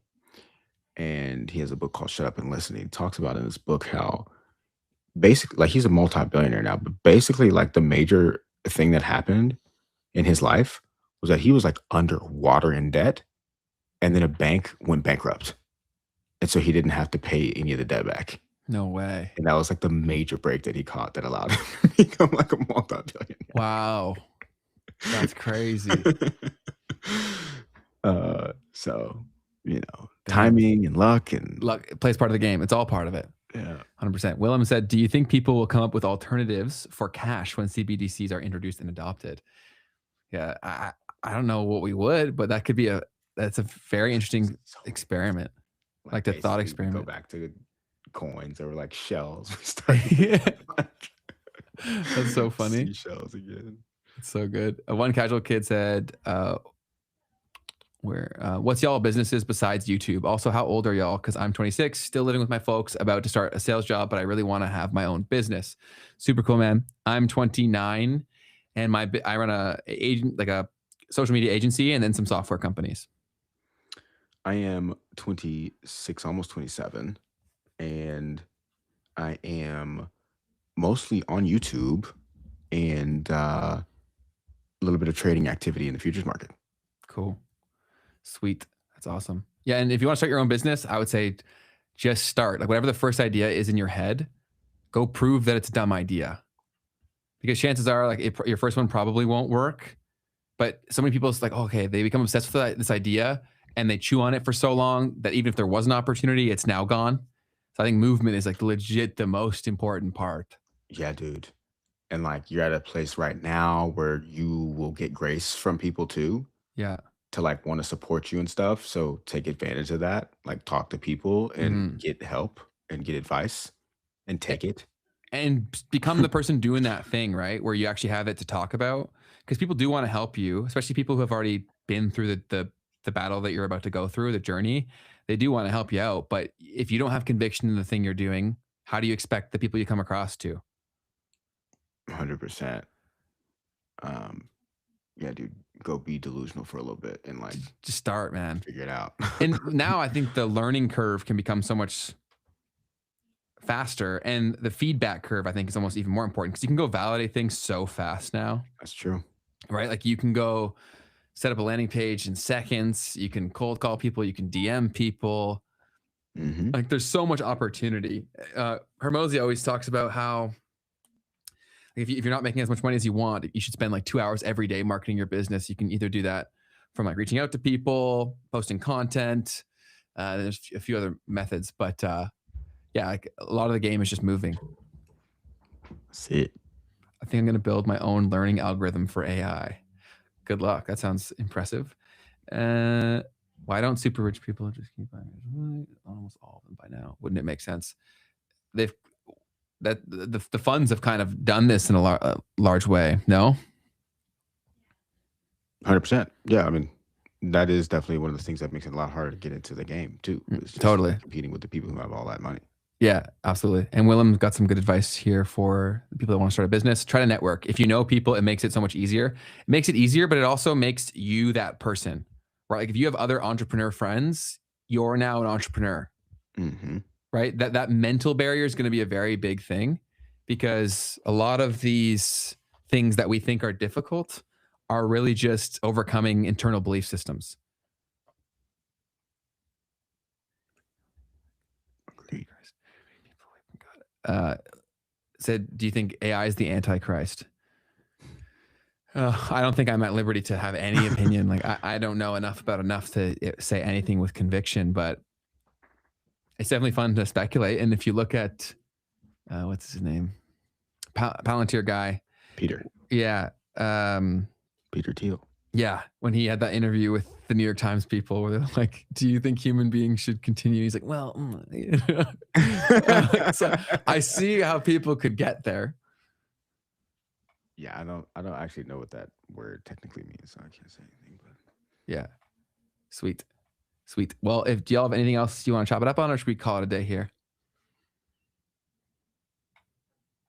yeah, I guess we can call it. We Cool. really appreciate you guys. Yeah, appreciate it big time. Spotify, we're still looking for reviews over there, so go click the link down below and go over to Spotify. We're at 58 now, I think. 58 over here. Love it. We're starting to Okay. get some movement. Let's get that thing to triple digits, people. 5 stars. And, just show some love. Show a little bit of love. That's it. Anything else that you have for the people? Nothing for the people other than a desire for you to have the best day of your life. Yes, have a good one, guys. We'll be back on Tuesday. And then we've got guests currently scheduled for Thursday, but these things can obviously change. They're fluid. But yeah, we've got some good stuff coming your way. A ton of awesome guests that we're lining up, things that we are getting planned, and episodes to come. So always continue to leave your feedback in the comment section. Let us know what we got wrong, what we missed, what you'd like us to talk about in the future. We're always looking at the comments, and we appreciate all of them tremendously. Huge thanks to you guys. We appreciate you. I see you in the comments. For real. Yes, absolutely. Awesome. Well, y'all have a great day, and we will see all of you guys on Tuesday. Peace. Bye-bye.